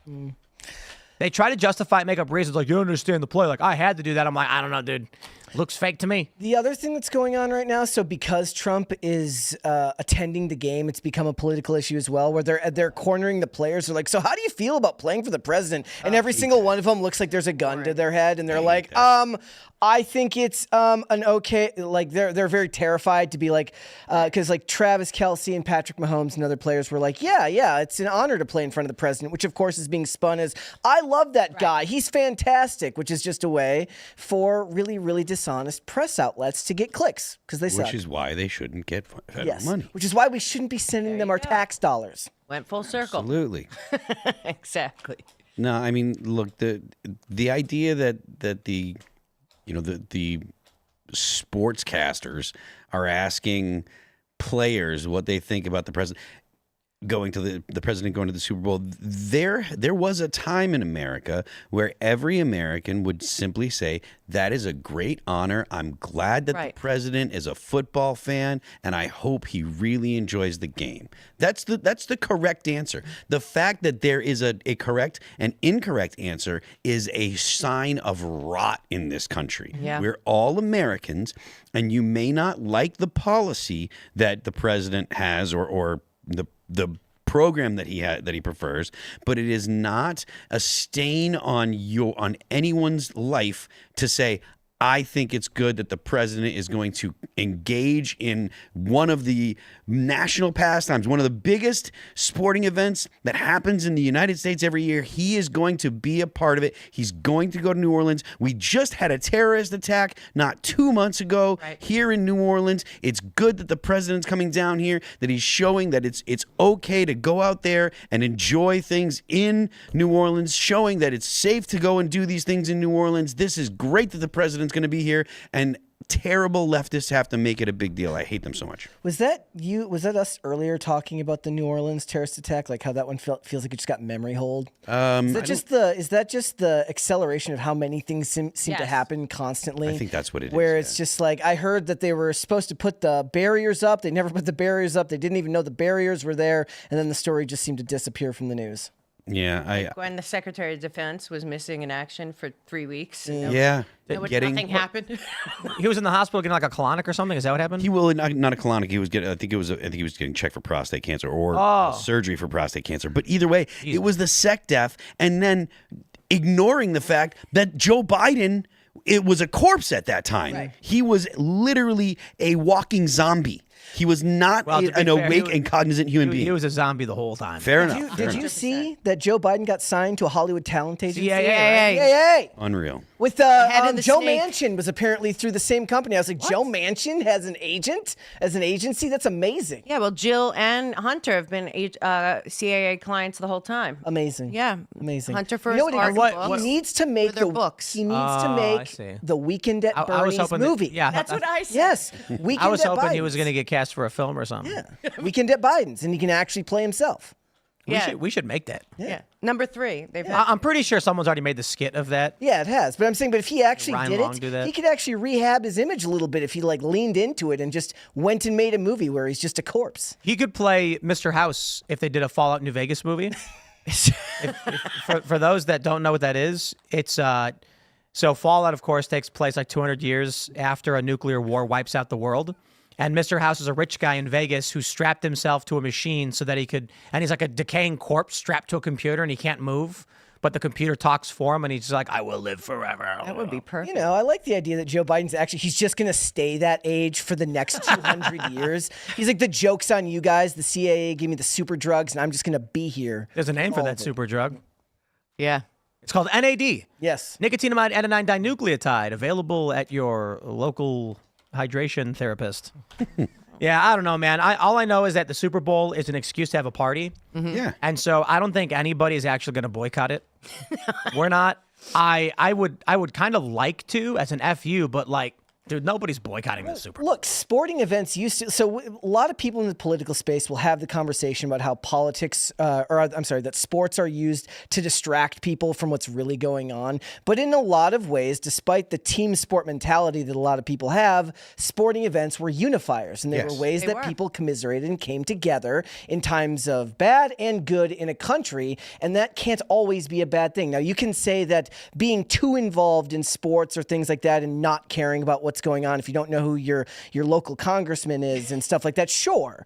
But in general, when the country is extremely polarized, you should be looking for things that bring people together. Right. And for a lot of people, you know, the idea that you played sports growing up, you went on to watch sports, and you really, really get along with others who enjoy it as well, that's not a bad thing.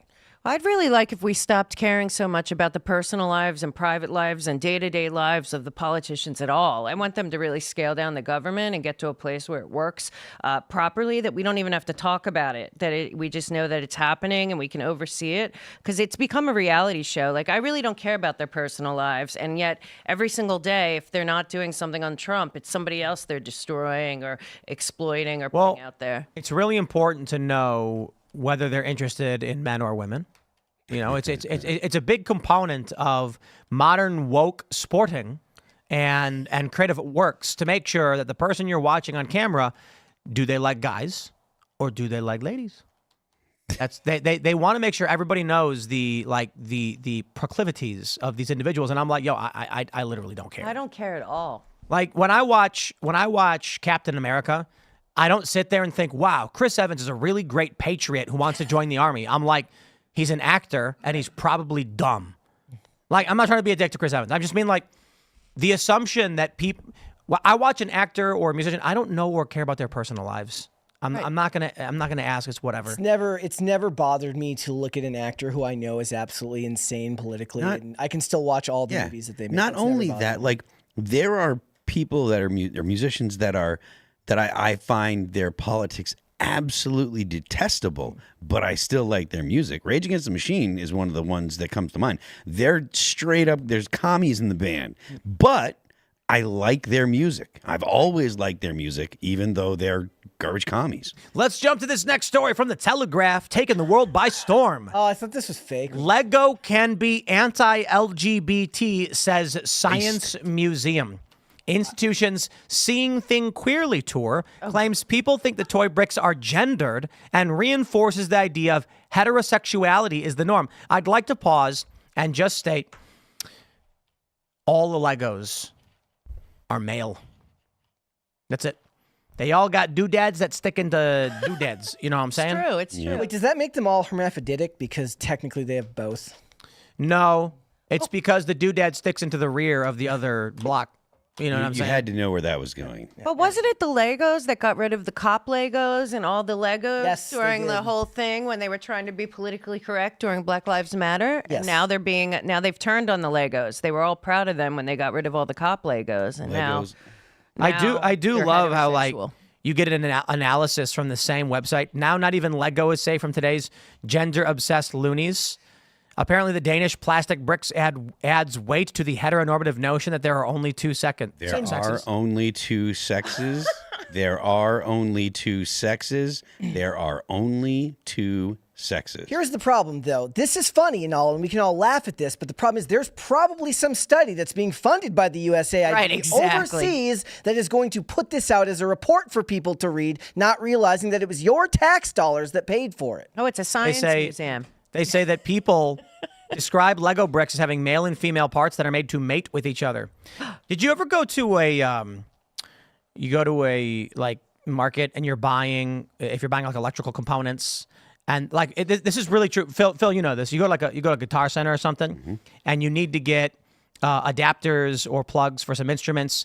And when you're buying like a 1/4-inch cable, what? They are male and female ends. That is just the way nature intended it. And when we built the cables, What? when we created the 1/4-inch cables, nature intended us. Yes. Intended for us. So I have an amp behind me, and you take the cable and you stick it in the hole. Yes. And that's why there are male and female parts. So when you're buying cables, like XLR, for instance, like it's pretty important to know if you're gonna have a male or female, ends or whatever, or especially if you're getting extensions, adapters, and things like that.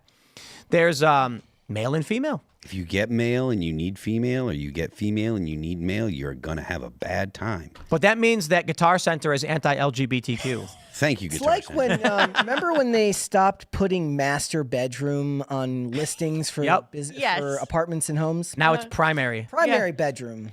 And computer components as well. Yeah, in coding. Yep. They had master and slave, and they were like, nah, not Can't anymore. do that. Or Slave 1 in Star Wars. Can't do that anymore either. What was that about? That was Boba Fett's, Yeah. the name of his spaceship was Slave One. Now what is it? I don't even remember what Slay one? Yeah. Slave. I know. And Yeah. now it's slave. Probably. I don't know. Probably Let me see. Slay I'll- 1. I'll You're probably slay. not wrong. See. Yeah, that sounds like it. Did that? Nobody watched Boba Fett, though, so it doesn't matter. We need to start making content that is just overtly the other direction. Where it's like actually, I was thinking about this. Have you played Marvel Rivals? Oh, now it's referred to as the fire spray gunship. Oh, wow. It Oh, is really? Slave One. Yeah. Have you played Marvel Rivals? No, I've not. I noticed it's hot. Okay, people love this game. Overwatch is done. Marvel Rivals gameplay is through the roof. Like at any given moment, 500,000 people are actively playing. And in the game, if anyone's seen it, the dudes are all insanely jacked, and the women are all like hourglass with big butts and big boobs. And I'm like, all right. And then a bunch of woke people got mad because they were like, why can't I make Spider-Man a woman? Like, why can't I have girl Spider-Man? Like, we should be able to gender. Like, the woke people were complaining that you couldn't make male and gender-swapped versions of the characters. Is that like why they talk about the getting rid of male and female and making it body type A and body type B? Oh, that is so cringe. Yeah. Did you guys hear that Dragon Age flopped? Yeah, Veilguard, right? Veilguard. So you don't got to worry. I won't get too esoteric for you, Mel. This is a video game where when it was being promoted, a viral scene from the game showed characters. They were talking, and then one of the characters referred to a deity as she, and then went, oh, oops. I just referred to a non-binary deity as she. And then she goes, I got to go pull a barv. And then starts doing push-ups. And they're like, what are you doing? And then it's like 10 minutes of explaining that if you misgender someone, you need to do push-ups because it proves that you're like reconciling for the slight. Unbelievable. But to your point I'm gonna about dab making a like content the opposite way, I'm actually the opposite. Like when I see content that goes the opposite way, whether it's like right wing, I just can't stand it. No, I'm saying overt and over the top. Like not something where it's like, we're going to wave American flags instead. I'm saying mockery to the extreme where all the guys are like 7 foot tall, just it's like Arnold. Everybody is Arnold. They're all just super ripped. No Timothy Chalamet's here. No Timothy Chalamet's. And Everyone's it's just, Alan Ritchson. See, it's like, the thing is, what you're referring to, Brett, is the uncanny valley of the other direction, right? So it's like, here's your spectrum of the, like, preaching is annoying, and then, like, the movie's just bad because it's overtly woke. Right. If you're going to go the other way, so imagine this. If a movie was so woke it was funny, then it's good. Well, yeah. But And so the same thing has to be if you're going to make it in the direction. You can't just be like, yeah, well, what if we have conservatives? Like, nah, that's dumb. But what if it's insane and hilarious? well, like some movies are so bad it's good. I still think that Madam Web was actually hilarious because it was so bad. What is a woke movie that's good and funny that you can think of? I mean, Okay, so The Craft is so woke and bad. The new one, I didn't see the new one, only the it's old like one. you are laughing like crazy. So that's good. So it's like these 4 girls. One of them is trans, is actually a boy, and that's a part of the story. They break into a bully's house and use magic to make him gay. Oh, wow. Oh, my God. That's nothing like the old Craft. It's like, it's just, you're laughing the whole time and face palming. It's so bad. And then at the end, David Duchovny is like, I am the patriarch and I'm going to steal your magic. And then they like light him on fire or something. Such a perfect gotta role for check it David out. Duchovny too. Yeah, it's so bad. It's a good. It's not that it's good. It's that it's laughably bad, and so Yeah. you can enjoy how miserable it is. I can't make it through those ones, man. I Yeah, can't. it's Like I hard. can't. Have you seen Spiral? No. Oh, the one with Chris Rock. No, I don't think so. Uh, Spiral is a Shudder film about an interracial gay couple with an adoptive daughter. I think adoptive daughter, and they move into this house in a neighborhood where they live next to a waspy white family, and then the waspy white family is trying to kill them, and they were like, "We're immortal." And we white people live forever by sacrificing people. And then the interracial gay couple is like, but why us? And he goes, because no one cares if an interracial gay couple dies. And it's Oh, just my. like, it's like, oh, come on, dude. And then the spiral is how they keep moving minority families of various types into this house. Oh, my Because God. when they sacrifice them for immortality, nobody cares. so there's no white flight. Everybody moves in there, and then Yeah, but basically what they do is they rent the house out or whatever to various minority families, sacrifice them for immortality, and then their point is that like when the minority family goes missing, nobody comes looking for them. Oh, my. That's ridiculous. I can't even believe that. I don't have the patience, my friend. Yeah, I watched the movie recently. I can't remember what it was, but I was like, how much do you want to bet that the black female character is going to make it a point to say like everybody's racist or something? Maybe you know this one. They go to an island where they get their memories erased. Yeah. Blink twice? Yes. Yeah. And I was like, That's like Epstein Island. It's a yeah, so it's basically like a bunch of dudes. They use this perfume to erase the memories of women after they rape them, and so they can just keep abusing them. And what the main character is this black woman, and I was like, I got a feeling they're gonna inject some kind of weird race BLM thing into the plot. Sure enough, instead of calling the police when they had a chance, she starts yelling about how the cops won't listen to a black woman, Right. and that the white people will get away with it. So that's why we can't have the police. And I was like, so you're filling in your plot hole by just calling it racism? And she was like, the white people never get held accountable. The police won't listen to women. Why won't they believe women? And I'm like, ugh. Yeah. 'Cause It was they're a women. bad turn in that movie. But I mean, that movie was pretty, I mean, especially because it was done by, I guess, Lenny Kravitz's daughter and Lisa Bonet's daughter, that they made that movie because that Oh, really... Zoe Kravitz made that one. Yeah, because she was the director. Because I mean, that's pretty much what people say happened on Epstein Island. So it was a I little don't bit know. freaked out. What, that he was drugging people to erase their memories? Yeah, well, maybe. I don't know. That's what people were saying. The end of the movie is that she erases the white billionaire's memory and and then becomes- marries him. Right, and becomes the CEO. Yeah, and then he's basically in a state of mental retardation because she keeps wiping his memory. And he's like, ah. That's Cardi B, right? Oh, I guess, I don't know. Could have made a new Men in Black with that. Yeah, Maybe they Could will. have. they were trying to do a Men in Black universe. Yeah. Man, I don't know. I feel like They were what was it? They kept trying to cross it over with 21 Jump Street. what's up with you know what I think it is? I think TikTok is largely not only TikTok but Instagram too is why we have cultural stagnation. We used to have good movies, big movies, but now people aren't centered on singular ideas and topics and themes. They're just swipe. Like for me right now, the only thing I watch are pizza videos. Literally, Dave Portnoy telling me which pizzas are good are the best videos ever. I will fight you.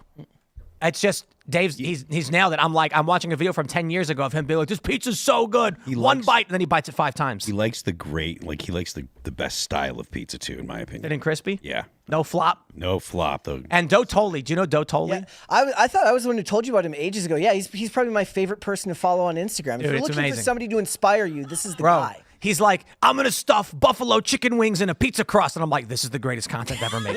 But nobody's He's got a brother. You know, he's got a brother too. Also has a channel. They both like make pizza. Yeah, they both make pizza. Oh, his videos are great. But I'm just like, no one's gonna make a movie based on this stuff. I So mean, we're all someday there should be watching- a version of like Rudy, but with Dotoli becoming famous, making pizzas rather than football. Dude, I just gotta tell you, all these videos where they like have a fresh baked pizza and then they just lift it up, I could watch those nonstop. And then today I was like, let's go get pizza, and then we did. I was like, I must. It's a good day. Yeah. And then we ordered a bunch of Lou Malnati's. 1 cup of cheese, the second cup of cheese. But my point is like, everybody's watching something different. So when they try making movies, there's no cultural cohesion around those. That's why it's all ideas. centered around IP now, because all of these companies have farmed out and bought up all of the IP, which is why next summer you have, in just July, you have Superman, Jurassic Park, and Fantastic Four within 3 weeks of each other Jeez. in 1 month. They're just making the same movies over and over and over again. Yeah. It's kind of wild. I love it. You know what's kind of crazy to me is I was listening to Blue Monday by Orgy. You guys know that? You know that one? Yep. 1990s, like 94, I think. Yeah, that song came out like 9 years after the original Blue Monday, I think. When was the original Blue Monday? It was like not even a decade. And I'm like, back in the day, they would do modern covers 10 years later. Yep. And now I'm like, nobody will even, like, nobody's doing, like, there's not big covers, sort of. There's been a couple that have been big. But now it's like, bro, there's 30-year-old songs people don't cover, and they were massive and they were huge. And I'm like, we used to have all of this stuff. Now it's just, I don't know, everything's disparate and fractured. When it comes to movies, for instance, they're making Jurassic World Rebirth, and it's being made by Gareth Edwards. Gareth Edwards did Rogue One. He also did a movie that I really liked from 2 years ago called The Creator with Denzel Washington's son. And the reason why it matters that it's IP is that the movie he made a couple of years ago, which I think is beautifully shot, $80 million they spent on it, and it looks like it cost $250 million to make, but nobody went to see it because it wasn't based on any original IP that anybody actually knew. But are people going to go see a Gareth Edwards movie about Star Wars or about Jurassic World? Probably. They'll at least make... Well, that's why they did Joker, which was basically Taxi Driver. and Kings of Comedy. This is what was crazy to me is I was thinking about Spider-Man, and I'm just like, yo, they do a new Spider-Man every like 3 years. The guy who... For 30 years. The guy who wrote the new Jurassic World movie so he also did the original, he did the screenplay for the original Jurassic Park and the 2002 Spider-Man. Isn't Tom Holland like 30? Yeah, rough around And he's playing a 16-year-old. No, I mean, he's going into college now. He'll be 18-year-old. 19, 20. I mean, back in you the keep 80s and the 90s, all of the kids in high school were played by 30-year-olds. Oh, yeah, so. But isn't it crazy that they would make a Spider-Man movie every 3 years? Well, they have to do that. It was Right. part of holding on to the rights. No, I know. It's like, bro, I don't want to watch Spider-Man anymore. And that's why when they did the new one, they were like, we're not going to do an origin story. Because it's just, come on, we can't keep doing this. Well, and they've also got the animated ones coming out, the Across the Spider-Verse ones as well. Not my Madam animation Web. style. Yeah. Well, I mean, that's Sony proper, whereas Marvel is doing the... No, I know. I'm just saying Madam Web. Wow. Yep. I liked Craven, but it's just so weird they're doing these Spider-Man with no Spider-Man movies. Which is funny, too, because they found out later they are allowed to use Spider-Man in there, and people just assume that they weren't allowed to use them. Otherwise, why would they do that? They're like, people will be confused. And like, that's underselling your audience a bit, but I think it wouldn't matter anyways. Do you think there's ever going to be a return to theaters for movies that like the whole country goes to see? Well, we Still did. happens. Top Gun Maverick did that. Yeah, Top Gun Maverick was huge. Yeah. If you're talking about one, even that's still IP technically because it's based on a movie from And that's why. 30 years ago. This is the crazy thing. Let me tell you, we were hanging out at a bar. This is like 6 months ago, and I went to the jukebox, and it was playing some song. I had no idea. Just and I'm like, I don't know what this is. And I saw some people dancing, and some people weren't. I put on Bohemian Rhapsody. The entire bar started singing. There you go. The next song came on. 2 or 3 people are dancing, and I'm like, people walked over to the jukebox, put on modern music, and it was just nobody was unified. But if you go back in time, I can put on a song like Bohemian Rhapsody, and everybody was singing it. Yeah, because I watched Wayne's World recently. But, it's not that. It's that back in the day, when a movie came out, we would all go see the one movie. Right. And so we had a shared culture. You don't have that anymore because streaming has made it so disparate that there's 50,000 things being made at any given time, and all these companies are leveraged trying to put out stuff constantly. But this is why they make these woke movies. So when I worked at Fusion, the editorial team, this is 10 years ago, said the new media wave is going to be mission-driven storytelling. So we need to adopt a stance on these issues and promote it. Yeah, right. That's exactly what happened. And it happened in the early 2000s with all these different programs that they were rushing people through if they were, for the lesbian filmmakers or for the black filmmakers or for whatever different group, the women filmmakers. You mean like the subsidies they would get at these companies, or like the programs to push through new artists? Yes, programs that were just based on segregating people into different groups and then having, them go through a program at AFI for 2 months and suddenly they're directing movies. Isn't that how Donald Glover got discovered? He's like one of those examples of somebody who was a hire like that, where he got brought in on one of these onboarding programs and turned out to be really, really good, but the majority of them just don't end up. All the networks started doing it. Disney, NBC, they had like the women comedy writers, LGBT comedy writers, and they were all separating them all. And then you'd go into meetings and they'd say, can you fit this in? It's what he's saying. It's saying mission driven, but I think it's all been the original, Gore movie, The Inconvenient Truth. I think that was the beginning of the full-on brainwashing of Hollywood, and they've never gotten out of it. Well, I mean, Fahrenheit 9/11. Even the success of Michael Moore. Right. Yep. Yeah. I mean, you're seeing a little bit of a push away from it now in a lot of ways. They don't have the money, especially post-writer's strike in 2023. 100%. They don't have the money to just risk it anymore. They also stopped caring about talent and earning it. There was a time when you went to, worked as a PA for $100 for 18 hours a day. You worked for 3 months. You jumped to the next movie, and it took 10 years to get in the DGA. Now you can put a couple boxes, take a quick class. You're in there. Next thing you know, they're looking for the right person. You fit the thing. It's just talent has been sold out. I kind of think that there's going to be, or at least there has to be, a total cultural collapse. I agree. I'll give you an example. It's a bit esoteric, but Magic the Gathering, which is arguably one of the most popular card games in the world, they're talking about making a movie about it. So that's the degree that it's at. The latest set that is coming out is called Aether Drift. Okay, let me explain something to you guys. You don't have to care about this. Just let me explain it. Magic the Gathering, the storyline is that there are powerful wizards who have the ability to transport between dimensions. The theme of the game is very much fantasy-based, goblins, orcs, etc. And then they've made various sets with like vampires and werewolves. And it's very much themed in different magics. The latest set coming out is that all of the great wizards of the multiverse are going for a race. And they're going to get race cars and motorcycles. And they're going to race to try and get the Aether Spark. And I'm just like, wow. Jumping the shark.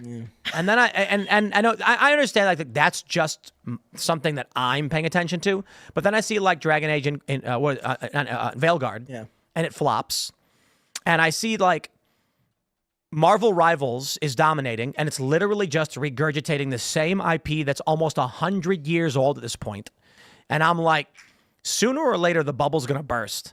There's nothing left to do. Spider-Man's had an origin 800,000 times. There's Earth 616, Earth 999, Earth 10101. How many Earths are there in these universes?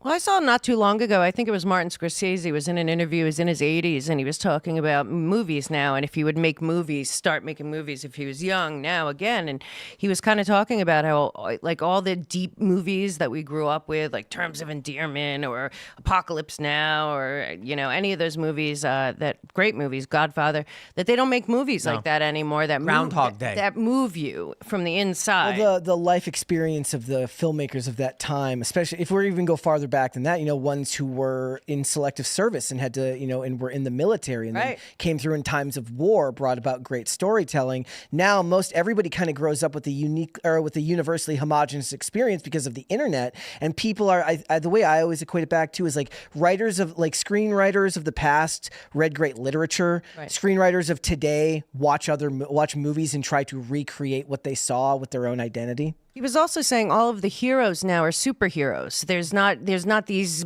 men or women, like real people, that rise up and become heroes anymore in movies. It's all the movies with heroes. They're all Marvel or DC Comics. There's not like the story of the person overcoming and becoming a Rocky. Yeah.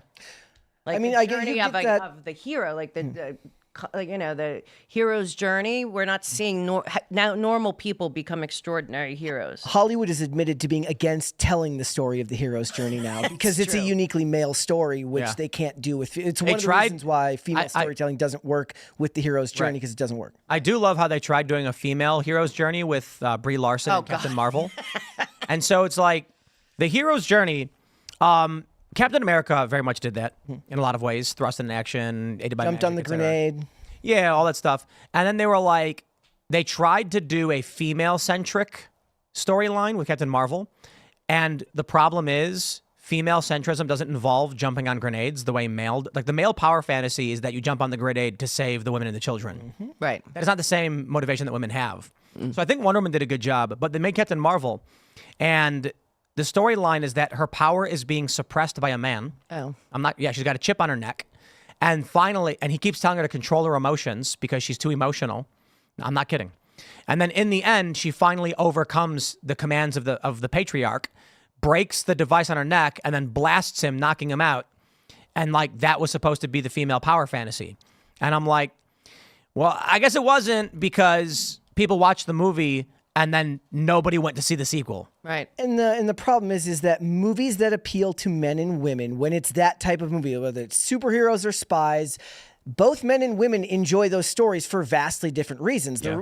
The reason women go to see superhero movies is to see men be competent at what they're doing and save the day. And the reason men go is because they want to imagine that they could be that person. Lisa was telling me that all they really need to do is get like a chiseled dude to chop lumber with no shirt on, and women will go see the movie. Well, the they're- last James Bond was very disappointing as a woman. That was the other example I They was made gonna him give into a was- loser. That was the other example I was going to give like was it. James Bond is a unique example of that, as somebody where they try to get rid of the womanizing aspect of Yeah, the character. which you're But like, the that was point the is, best part. women men love it because men want to be him. Women love it because they're like, wanna be with him. He's not a good person, maybe, but he believes in Queen and country, and he's a bit dangerous, Right, right? right. Yeah. All right, we're gonna go He's a to loser. We're going to go to Super Chats, smash the like button, share the show with everyone you know. Head over to timcast.com, click join us, become a member, and if you join for $1,000 a month, I'll give you my phone number. Maybe they have to stay a member for 3 months to get the phone number. You want to just give All it right, away? Brett made the rule. I was like, what's going to happen is they're going to sign up for $1,000. I'll give them my Just- number and they cancel right Then away. Just cancel. I mean, but they gave me $1,000. What do I care? I never said I'd answer my phone. Yeah. I am kidding, but if you do join, you get access to the Discord server where there's this robust community with pre-shows, morning shows, after shows, a lot of really cool stuff happening, and a lot of plans. We're working on a new show, Developing the Culture War.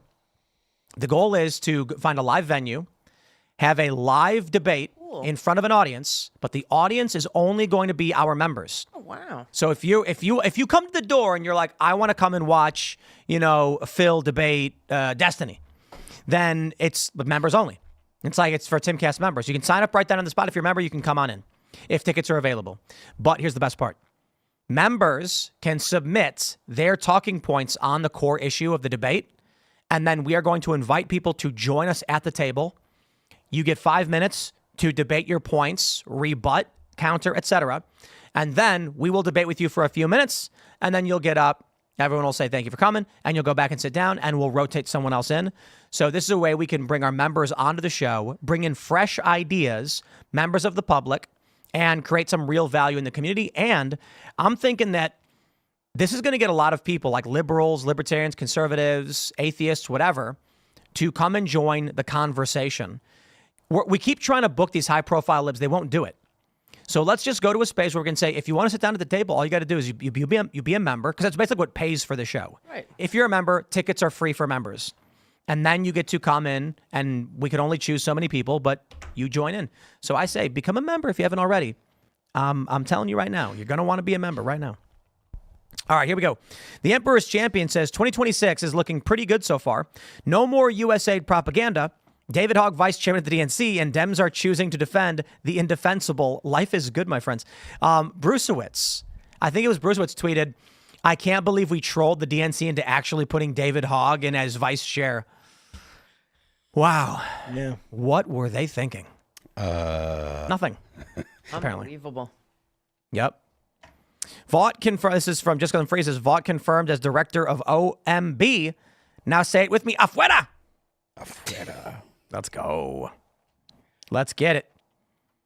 Adaptive Outdoorsman Podcast says, Tim, congrats on the new wife and soon-to-be baby girl.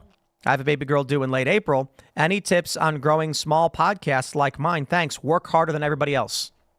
That's really it. Watch, read the comments to a certain degree. It's difficult because some people comment lies to screw with you, but you really do need to figure out what you're doing wrong and how to improve. That's a big component of it. How can you always be better? And then I would recommend reading and researching as much as you can and watching as much as you can. Most of these things, like people will be like, how to grow your podcast, click my video. It's fake. Totally fake. There are companies that know how to do it. Anybody who knows how to do it's going to charge you for it. They're not going to make a free video on the internet. All right, let's get it. Tuesday's Shout says Politico was the outlet that leaked the Dobbs decision. Indeed. Yep. Very interesting. Vincent O'Rourke says, if this is what Trump can achieve in 2 weeks, I cannot wait to see what he achieves in 2 years. He needs to move fast for the midterms, but if the public approve of his actions, he'll gain more seats. Well, there's already a video where Jamie Raskin says, find me 2 Republicans and I'll get to work to impeach Donald Trump. Yep. Show Ian that video where Jamie Raskin literally says, it's 218 and 215. If you can find me 2 Republicans, I'll get to work. He'll get mad at me.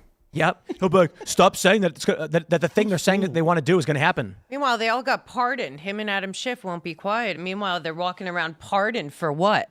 It's like the arrogance. But the thing is, those pardons are weird because Trump could just go after them for something else. Right. Or pre-2014. Yeah. Gave his family, like he didn't commit crimes before then. Yeah. It's about Ukraine, though. All right. Adam says, Sup, Tim, praise God. I've been praying for God's justice because of all this corruption, lying, and evil. They seem to have no accountability. They will have to answer to God. Slowly, everything is being revealed. You know what? The one thing that always kind of left me befuddled a little bit was when people say, like, yeah, well, one day you'll answer to God. And I'm like, but that means alive right now on earth with us, they're not answering for the crimes they're committing. They must answer to men. They will answer to God. I agree with that. But for the time being, they must answer to us. There will be accountability. It will be legitimate. It will be legal. There will be warrants and investigations. It'll be by the book. And if there are crimes committed, then people will go to jail.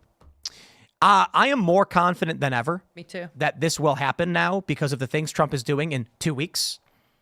Trump ain't messing around. Yeah, but they also have a lot of evidence that we've all seen. They just have not taken action on it because we haven't had an attorney general to do that. And now we do. She's doing a lot already. I guess she defunded the sanctuary cities and has a weaponization committee investigation and all of that. So Yeah, I think that it was. I just saw something about the if you're a mayor or something of a sanctuary city and you're not looking to help or you're looking to hinder, she's going to actually start looking into you. yeah. Let me see if I can find the tweet. And then the Democrats today came out and said they want to release all the Epstein files, and why don't they just release everything? I'm like, great, let's get started. Shane H. Wilder says the libs in Austin are losing their minds over USAID. They are protesting weekdays at the Capitol and talking about protesting at the Tesla Gigafactory. I don't know why people want to go to Austin. Why would they be?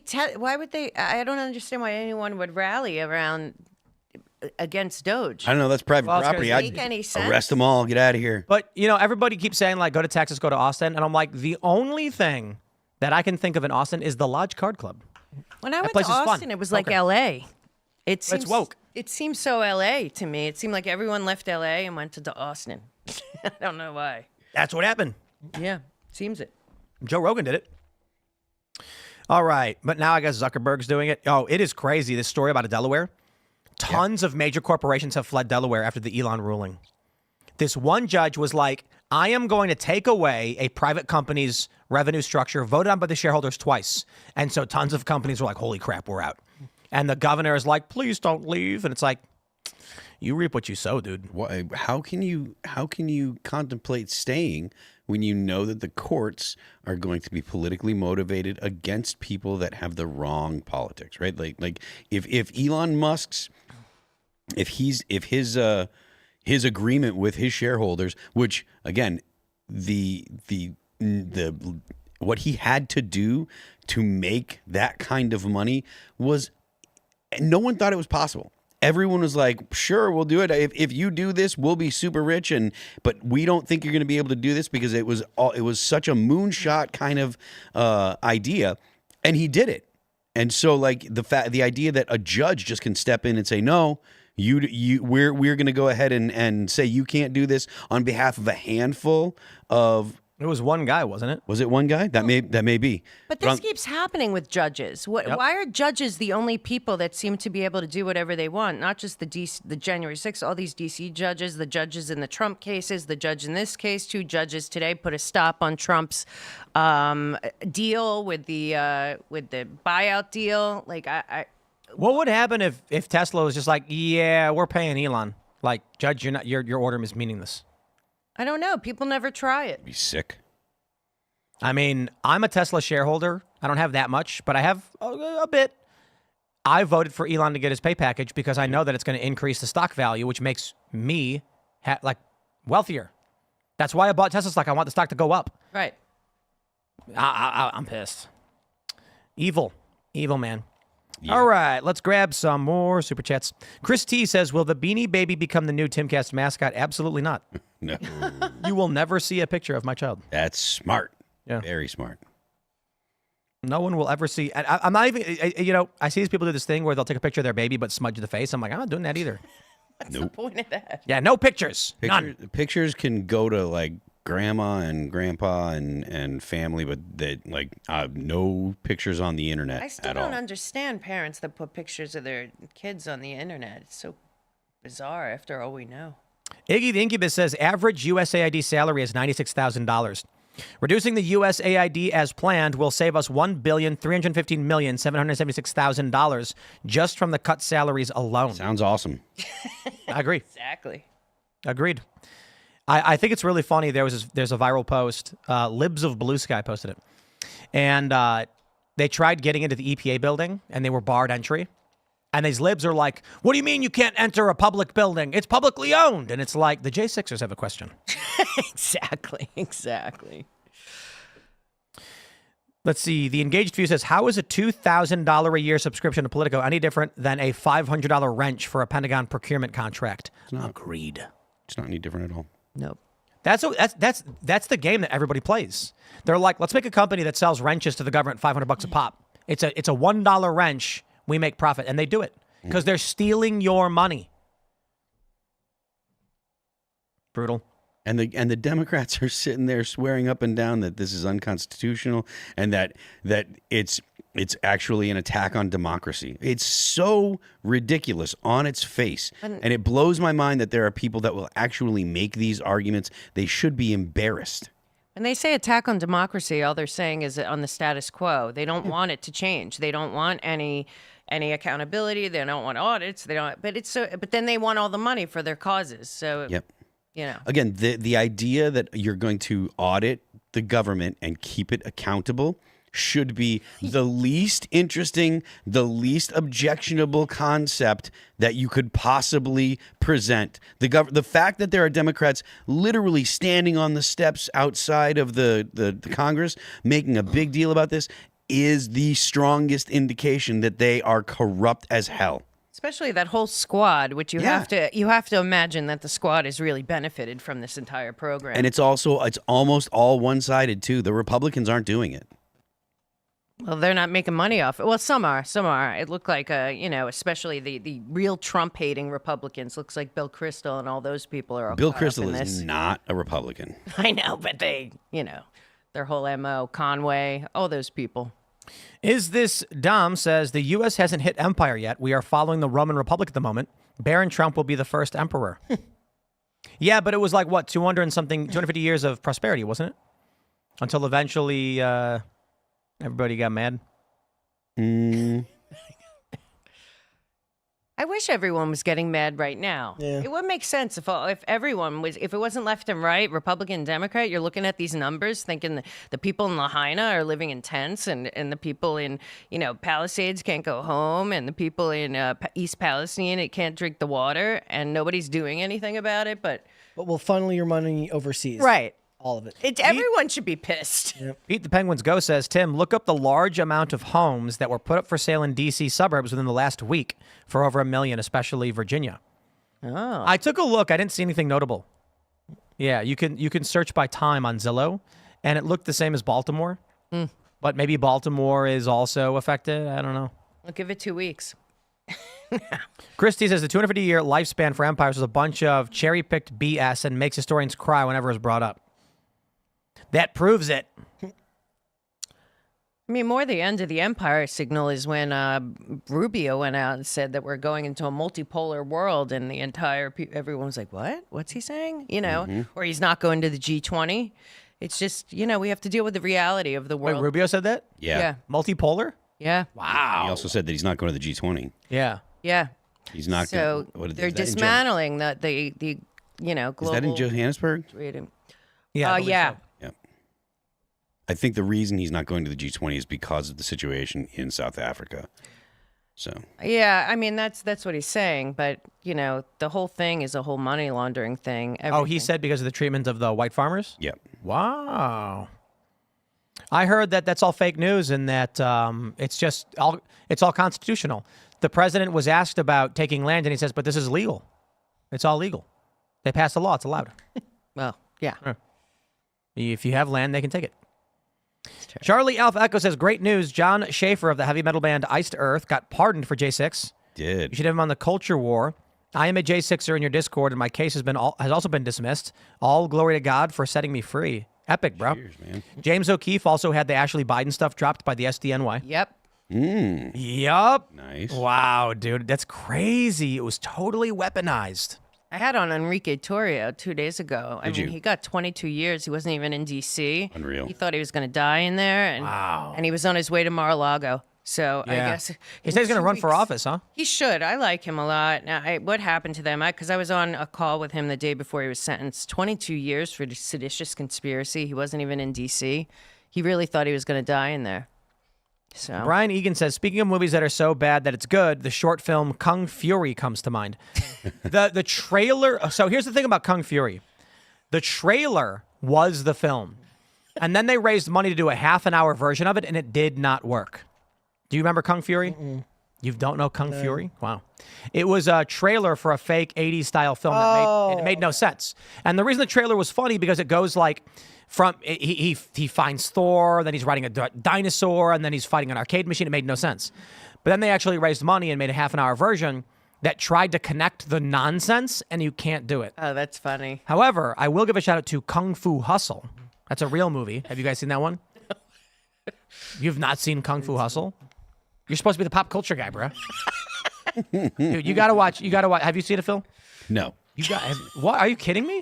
Kung Fu Hustle, no. You've not seen Kung Fu Hustle? No. That movie's so good.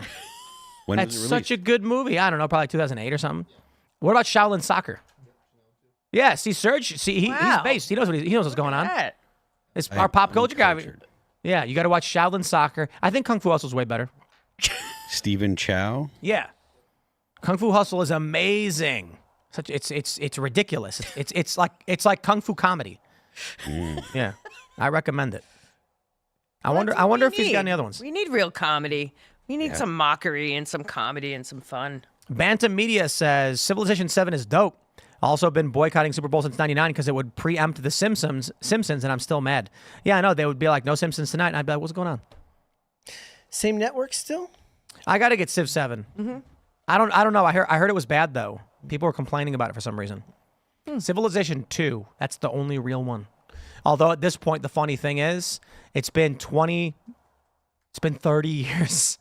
So, like, you have to get mods because Civilization 2 is an old, like, Windows 3.1 game. Or Windows 95. The technology ends in the 90s. And then once your Civilization develops beyond 1990, it's just future technology. You know? So you're going to need the updates if you want to have things like social media. Wow. Yeah, and the newer Civilization games, social media is a component of it. It doesn't exist in the early ones. They did not know. But it's always fun to build nukes. That's how I would play Civ 2. I would never have to go to war because I would just build nukes like crazy.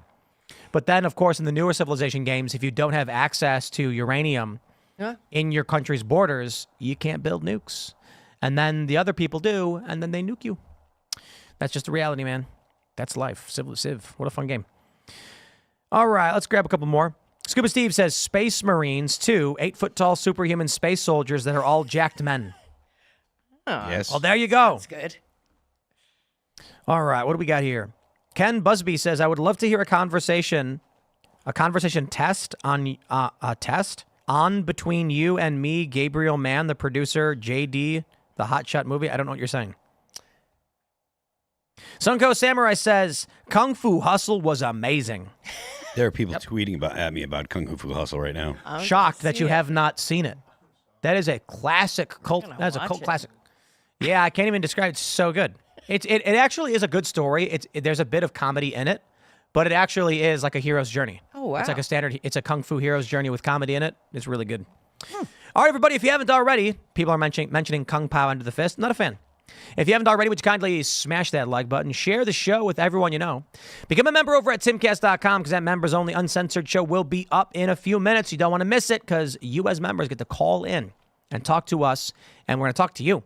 You can follow me on X and Instagram at Timcast. Mel, do you want to shout anything out? Oh, yeah. The Mel K Show at Rumble and everywhere podcasts are free. And every day I do that show in the morning also. And then I am at themelkshow.com.